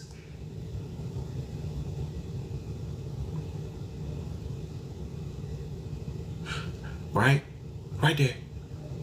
And in the Bamana, we are reading the initiation process of Mr. Ron Eklash, and YT American, right? Look at that. He had to bring a white cock. What is the purpose of the white cock? You know he will ask for it. What is that for? You know the YT dude is not going to just do it. He's going to be like, what is it for? Wait a minute. Where are we here? You know? Do you have any procedure or custom to kill a cock? We're like, dude, look around you. Does that look like in the US? You are in Africa, dude. No, seriously, Mr. Ron Eklash, look around you. Does that look to you like the US? So you are not in the US here, mister. You just do what you gotta do. Yeah, I know people say animal cruelty. Yeah, I know. But people eat beef and chicken every day. But when they hear or they see people who are using a cock for offering purposes instead of people, they mad. So instead of using humans, they use a cock, a chicken. Isn't that good enough? Because there are people, I bet you, out there into those secret society. I don't want to give the names. They are basically asked to give people, right? I followed, look at that. Muzungu says, I followed all the instruction. Oh, I needed that information so bad. I followed all the instructions, and the next morning was told to eat the bitter kola nut as they prepared the chicken, marking divination symbols on its feet with a blue big pen. A little sand was thrown in its mouth, and then I was told to hold it. Oh, I'm sure this white man was shaking, man. And he ate the kola nut. Look at that, the bitter kola nut. I bet you this dude suffered, bro. Because I know how bitter is the kola nut. And for a whitey dude would never, they don't like to eat bitter stuff. But to eat the kola nut, he did it. Because he needed the information. He better did it. I think he actually lost. He actually maybe, I think he lost his unlikeness into bitter stuff, since this was connected to initiation. I think he probably just forgot about not liking things that are bitter. I think he actually make it turn sweet in his mouth. They are ready to do anything they can to get the information. There was no action on the part of the diviner. The chicken simply died in my hands. I'm sure this man cried. While I was still a bit shaken, I told you, while I was still a bit shaken by the chicken's demise, as well as the respectable buzz from the kola nut. Ooh, yep. The kola nut gives you a buzz right there, right? But it's caffeine, right? It's caffeine. Good. As well, he was still a bit shaken by the chicken demise, as well as a respectable buzz. You see, the buzz you get from the kola nut is very respectable, y'all. It is a respectable buzz. It's not like you lose your mind, you wasted it. Nah. Right? It's basically caffeine and some other chemicals, natural, in the kola nut. Now, they explain the remaining mystery. Each symbol has a house in which it belongs. Guys, look at that. We are getting into computer architecture. Pay attention. Each symbol has a house in which it belongs. The position of the 16 symbols is the next world. The position of the 16 symbol number 16 is the next world. The world we are into today, this earthly dimension, is the 15th symbol. Now, look at the very first architecture of the very first computer. This is the architecture of the very first computer. Look at, I'm going to show you the house, which are going to be called what? The register. They changed the name house into register. Whoa, look at that, guys. They changed the name house into registers. Wow. Bring to front, look at that. Register multiplexer. How many registers we have here? 1, 2, 3, 4, 5, 6, 7, 8, 9, 10, 11, 12, 13, 14, 15, 16. Because we're going from 0 to 15. We have a total of 16 houses Computer science is going to call it register. We are where? We are in the 15, and our next realm is the 16 register. The Dogon, the Bamana, actually tell us which number or which house we are into. And it's telling us about what comes next, the 16th one. Now you understand why we have to dive into this African spirituality.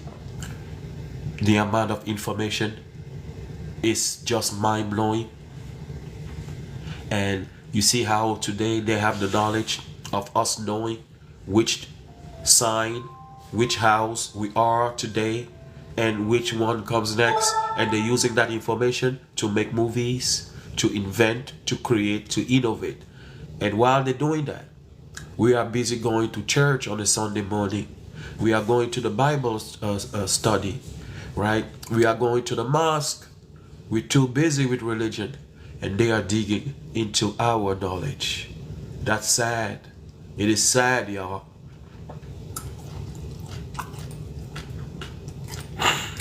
Now, the position of the 16th symbol is the next world. But in any given divination, most symbols will not be located in their own house. Thus, the symbol for desire in the house of travel indicates a desire for travel and so on. Right? Now,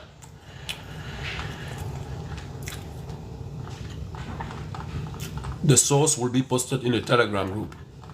Okay? Now,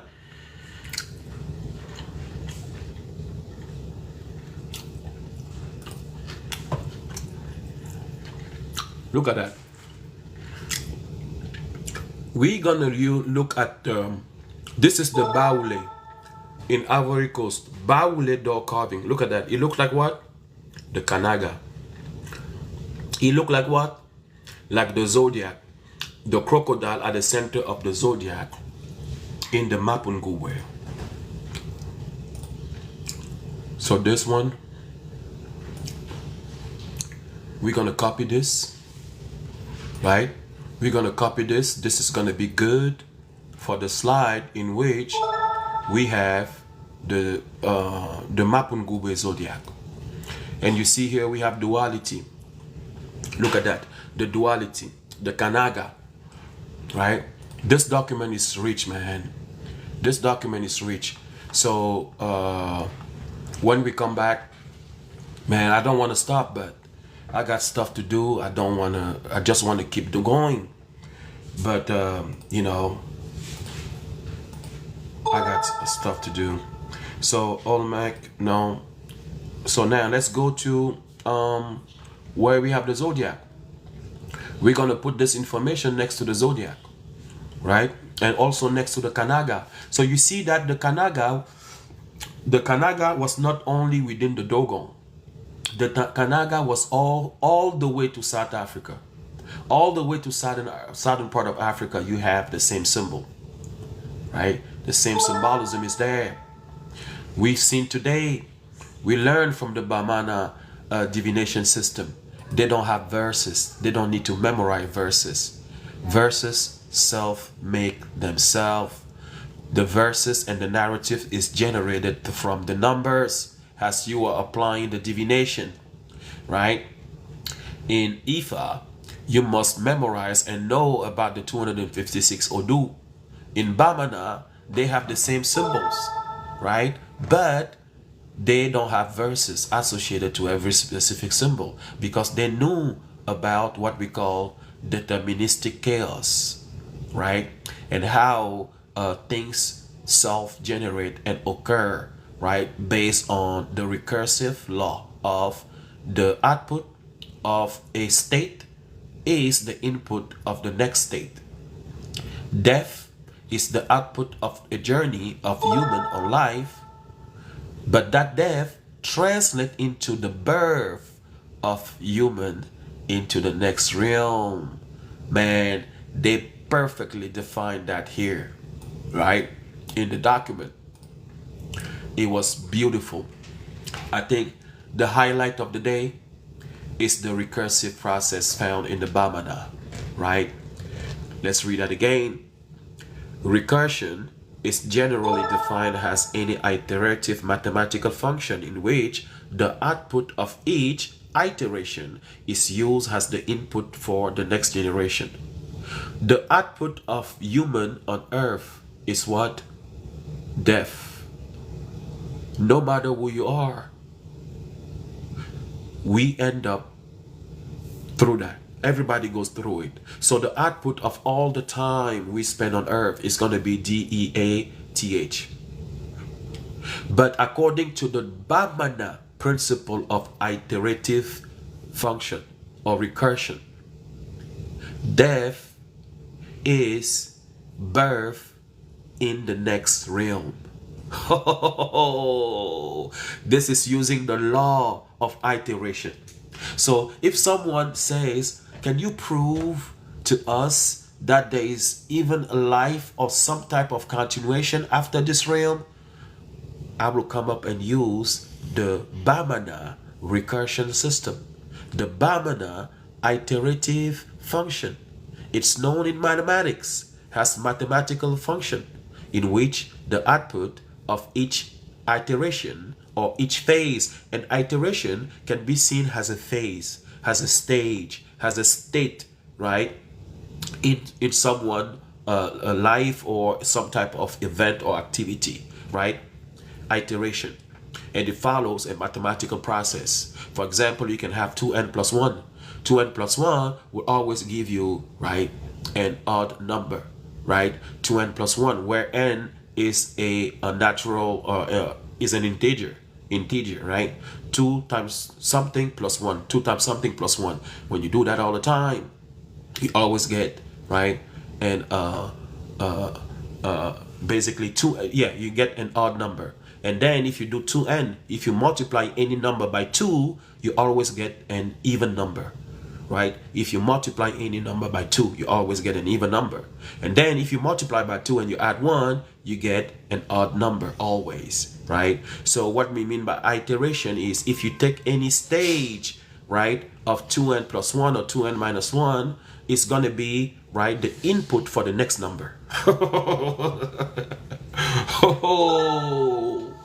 Yo, so we have been saying this here, and I dropped a video explaining the cycle of reincarnation, right? We do not necessarily reincarnate into the same realm. Reincarnation can happen into a different realm, not always, not always through eternity in the same realm. No, there are multiple realms, multiple dimensions, and the Dogon are telling us that the realm we are into today is the 15 symbol, the 15 house, and the next realm we are expecting to get to is the 16 house. The Dogon clearly, the Bamana clearly mentioned that here. It's here in the document. So this document will be posted in the Telegram group, right, for people to download. And I have another source, right? Let's quickly go through the different source. So when we come back, we're gonna keep digging, right? And we're gonna keep doing this.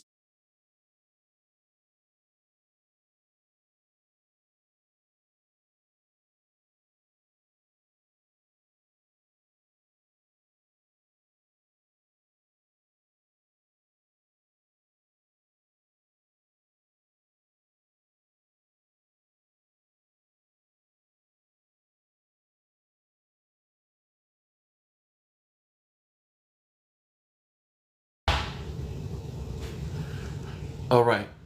So another source, Ron Ecklashed. Which one? This one is Bamana Sand Metaphysics. What is this one?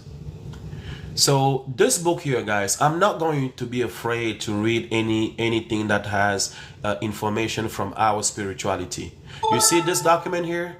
They title it, look at that, Witchcraft, Divination, and Science. Because as soon as, I bet you, 80% of black people, once they're going to see witchcraft, they're gonna run away. They're gonna run away. They're gonna be like, oh, I don't want anything to do with witchcraft. That's witchcraft. Go, yo, read the document first. Nothing is wrong. You are not practicing witchcraft by reading something title or that has witchcraft in the title, because this here actually contain our information, right? And it's supposed to be passed around from YT to YT, not for the African dude, not for the regular African dude.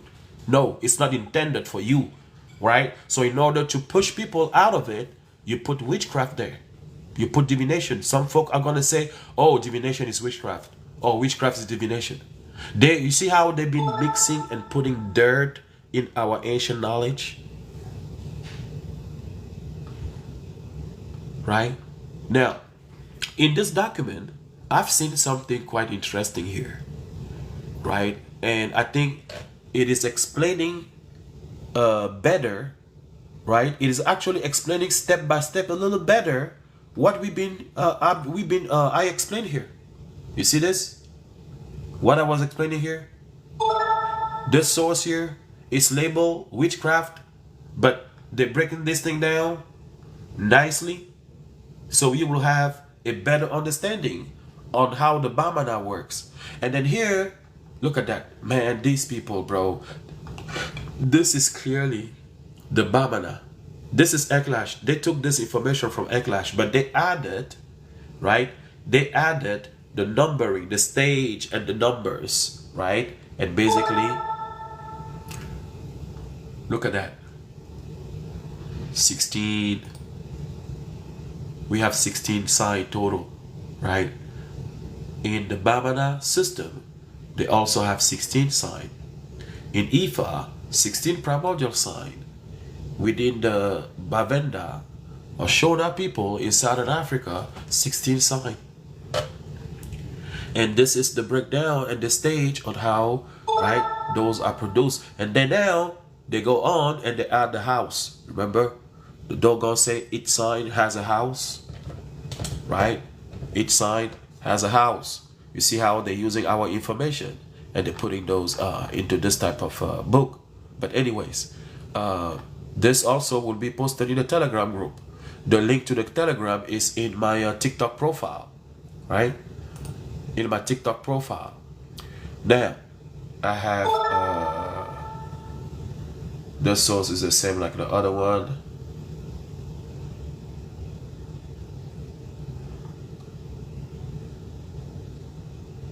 Right? And also the video, right? The video, we played the video today, but TikTok blocked it, right? I got a warning.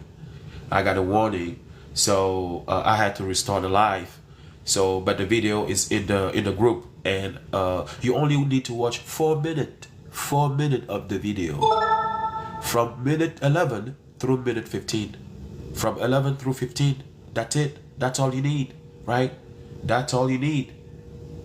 And you're gonna hear this whitey American who got initiated by the Dogon telling you that every single PDA digital computer that you have today comes from Africa, right? So I'm going to play that part, but I'm not going to put the video on the screen. We're going to hear just the words, right? We're going to just hear the words, right? We're going to hear the words. So let me move this out of the way. So what is ClickUp? I don't want to put so you can look at my beautiful painting while listening. Your chats, Now, your whiteboards, let me your projects. skip The value that. of this.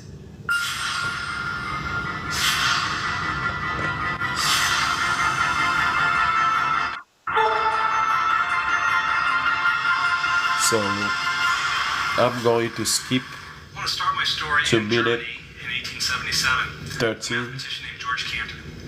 And Cantor decided he was going to take a line and erase the middle third of the line, and then take those two resulting lines and bring them back into the same process, a recursive process. You see, recursive process. It came from Africa. Look. And if he does this an infinite number of times, which you can do in mathematics, he ends up with an infinite number of lines, each of which has an infinite number of points in it. So he realized he can count by powers of talked about geomancy in his dissertation, the nation called De Combinatoria. And George Boole took Leibniz's binary code and created Boolean algebra, and John von Neumann took Boolean algebra and created the digital computer. So all these little PDAs and laptops, every digital circuit in the world started in Africa. And we can count by powers of two, right? Ones and zeros, the binary code. George Boole took Leibniz's binary code and created Boolean algebra, and John von Neumann took Boolean algebra and created the digital computer. So all these little PDAs and laptops, every digital circuit in the world started in Africa. And I know Brian Eno says there's not enough African computers, the digital computer. So all these little PDAs and laptops, every digital circuit in the world started in Africa. And I know Brian Eno says there's not enough African computers, but I don't think there's enough African history in Brian Eno. The next one is somewhere here. Ohio State University has written a primer on Afrocentric architecture, in which he's used some of these fractal structures. And finally, I just wanted to point out that this idea of self-organization, as we heard earlier, it's in the brain. It's in it's in Google search engine. Actually, the reason Google was such a success is because they were the first ones to take advantage of the self-organizing properties of the web. Earlier, it's in the brain. It's in it's in Google search engine. Actually, the reason Google was such a success is because they were the first ones to take advantage of the self-organizing properties of the web. You heard it. You heard it. So people been asking, what has IFA does for Africa? What has the Bamana, all of those divination done for Africa? You should be asking, why have they been hiding that African divination system, IFA, Bamana, and any other divination system? How and why have they been hiding and not giving credit to Africans for computers, cell phones, electronics? If it wasn't for us who were using these processes of deterministic chaos, right? Self-assembly, self-generated and self-assembly versus or narratives, recursive process, which is a mathematical function, fractals. If it wasn't for us, we wouldn't be here. We wouldn't be talking about this level of technology today. Yes, thieves. The same way our resources is being stolen, our knowledge also has been stolen and continue to be stolen. Today, they are trying to replicate, and they are trying to understand how what we call remote viewing works, right? Last week, we've been talking about remote viewing and how they are trying to figure it out. They are trying to figure out how to perform and practice remote viewing. Look at that.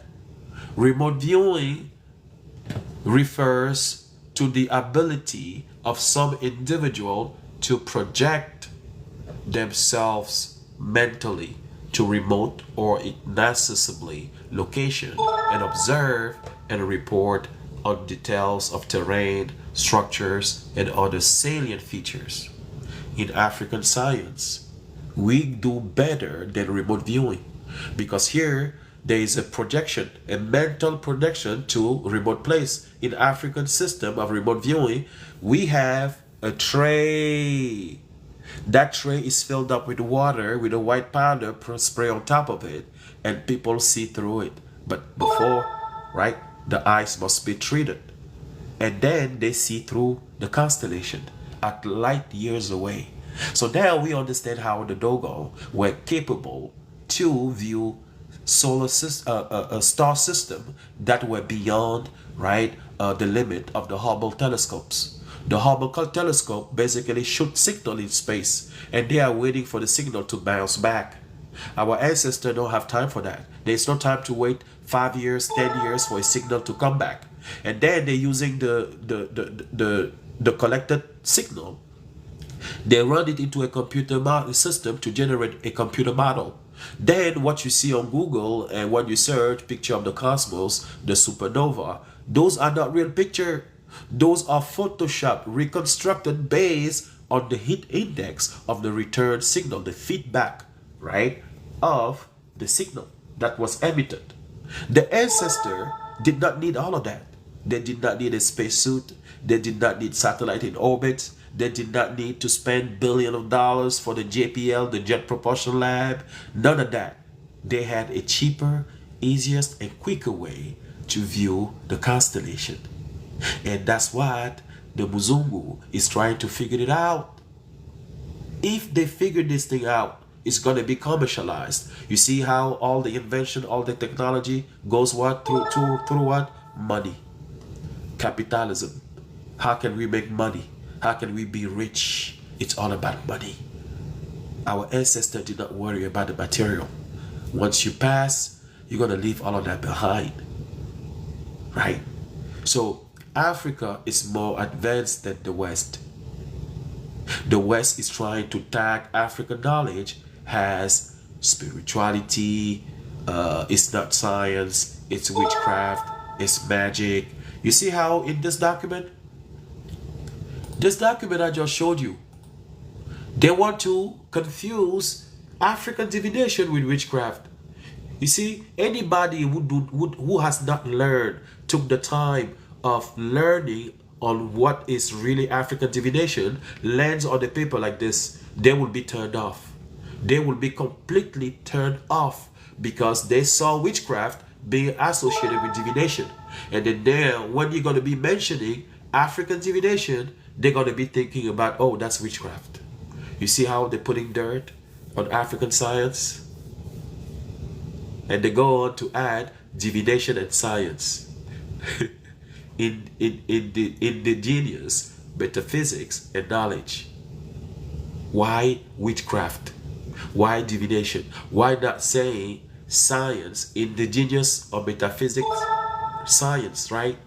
Indigenous science, metaphysics, science, and knowledge of the indigenous people. Simple.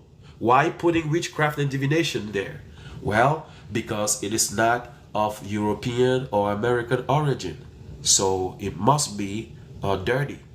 It must be labeled as not natural or whatever. See?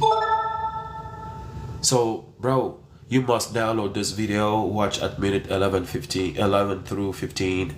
You're gonna learn amazing stuff, right? The fractal. Did you know the hairstyle our sister do on their head is to mimic specific pattern in the sky, the constellation, the star system, right? The fractals, right?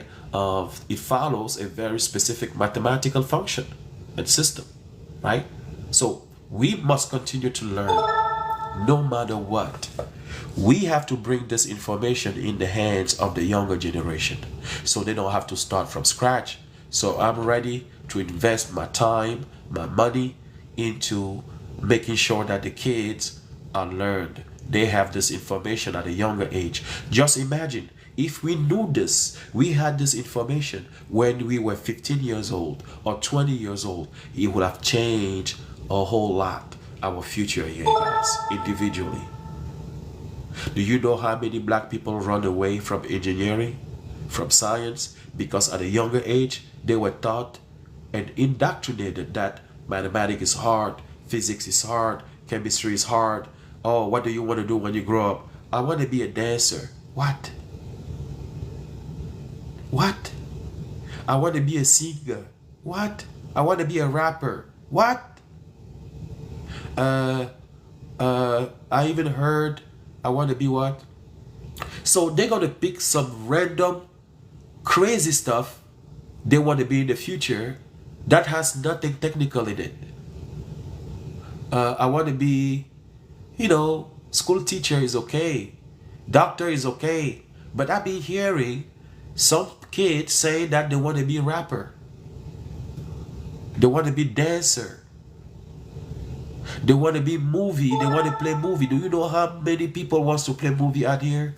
The competition is fierce, right? And that's how people end up in, a crazy type of organization and group, and they actually never make it. But they've been abused and exploited. So at a young age, we just need to put this information in the hands of the younger one. Just imagine when you were 15 and you knew this, it will have changed your whole perspective on computer science. It will have changed your whole perspective on mathematics and physics. It will have elevated your level of consciousness. And be aware that your ancestors started this. So you must be able to understand and you must be able to do it. Right? So, thank you everyone. Thank you for the likes. Thank you for the donation, the roses. And thank you for my followers, for my subscribers. Right? I appreciate that. Seriously. Right? I've seen, I was not expecting that at all. But I have 11 subscribers already. It means a lot to me. It means a lot to me because that tells me that amongst my followers, people who are listening, there are some who are serious. They want to support what I'm doing. They are not just here to, to basically, they want to get deeper. They want me to continue. They are pushing me to continue doing this. And I truly appreciate that. Right? And those who've been tapping the screen, thank you. Right? Thank you for tapping the screen. I appreciate that. It's your way to support the live and to prevent the live from being reported or being, cut. So I appreciate that. Thank you very much. Thank you for those who've been sharing the live. Thank you. Right? So everybody has its level of support. I'm not going to force or push anybody, to do anything. So feel free to think your mind and do what your mind asks you to do. At the end of the day, we are pushing for black people to start using more and more their own internal common sense, critical thinking, and discernment. Those are the three major things you need in life, in everything you do. We don't give a damn about the PhD, master degree, bachelor degree, or GED. We don't give a damn about it. What we care and what we are asking for is for black people, wherever you are, to start using common sense, critical thinking, and discernment. Do not read a book to believe the line of the book, but you have to read through the line by critically analyzing at the same time you're reading, right? You have to ask, what is common sense on this? Does it make sense? Do I have another source that talks about the same thing, but maybe explaining that a little differently? Or how can I, draw a conclusion here? You cannot draw a conclusion from one source, from one person. You have to keep on looking for authors that speak of the same thing, right? So that's how we're gonna critically analyze and learn. Do not just surround yourself with people who agree with you. No, do not just surround yourself with people who are there to say yes, yes, yes, yes, yes. No, let yourself be mixed into, all right, with people who disagree with you. It's perfectly fine. It's okay. Use the critics to what you say in order to grow better, to go find stronger information, better information, stronger evidence, and come back stronger. It's not because someone disagrees with you that that person is against you. No. But you should be using the critics. Someone in disagreement with you should push you to go dig deeper and come back with stronger elements, right? So you have to use that in your advantage. You have to use the critics to grow, right? Don't run away from those who critics you, right? So thank you everyone. If I can, I will come back. It's noisy where I'm in my house. I have a lot of kids. So, but if I want to come back and continue with the next document, if possible, I will. If not, You know, it's gonna be tomorrow morning, 4:30 a.m. Eastern Standard Time. In the meantime, I'm going to be posting some sources in the Telegram group. The link is in the profile of my TikTok page. And if you have a specific source that you need, right, request for it or take a screenshot and post it in the group, and you will be served, right? So with that being said, I wish a grand rising to everyone. Grand rising to you. Welcome to the live. And I wish you a supernova beginning of the week, right? So may the ancestor at all time be with us, be in us, surround us at all time, right? Let ourselves be guided by the ancestral personal angel that sits in the back of every single black people brain. You have our connection to our ancestor is sitting in the back of a brain, right? Whether you ask or not, whether you good or bad, whether you sick or healthy, whether you poor or rich, the ancestral guardian sitting in the back of the brain does what it's got to do without asking you any question. It's ready to protect you. It's ready to bring you healing through your melanin, through the different processes in the thalamus, right? It behaves like a doctor in your brain. You have something sitting in the back of your brain, right? That diagnose your body. It check your body. Do you have water? Oh, you need water. It's going to make you thirsty. Oh, it's too hot. You need to reduce the temperature. It's going to make you sweat, right? Oh, you haven't gone to the bathroom for a long time. It's going to secrete a hormone in order to flush, to help you flush. So we have a doctor in the body that diagnoses the body. It's called your personal ancestral guardian. It's doing good for you. It protects you. It brings you healing before you even think about taking a medicine. It already knows that you need something, and it will trigger you to eat specific fruit or specific food in order to help the healing process, the natural healing process, right? Sometimes you will go under the sun. You will wonder, damn, what took me outside? Yeah, internally, right? Different chemicals, hormones, right?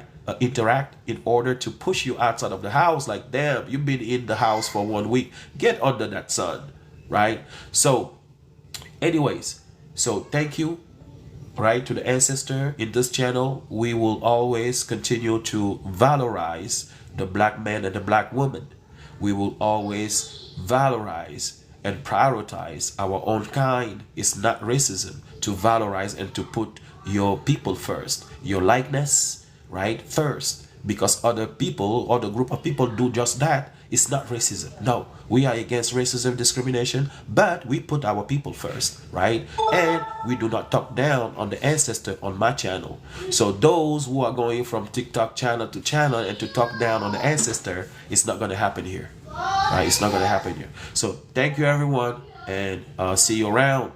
All right, you have a wonderful rest of your day.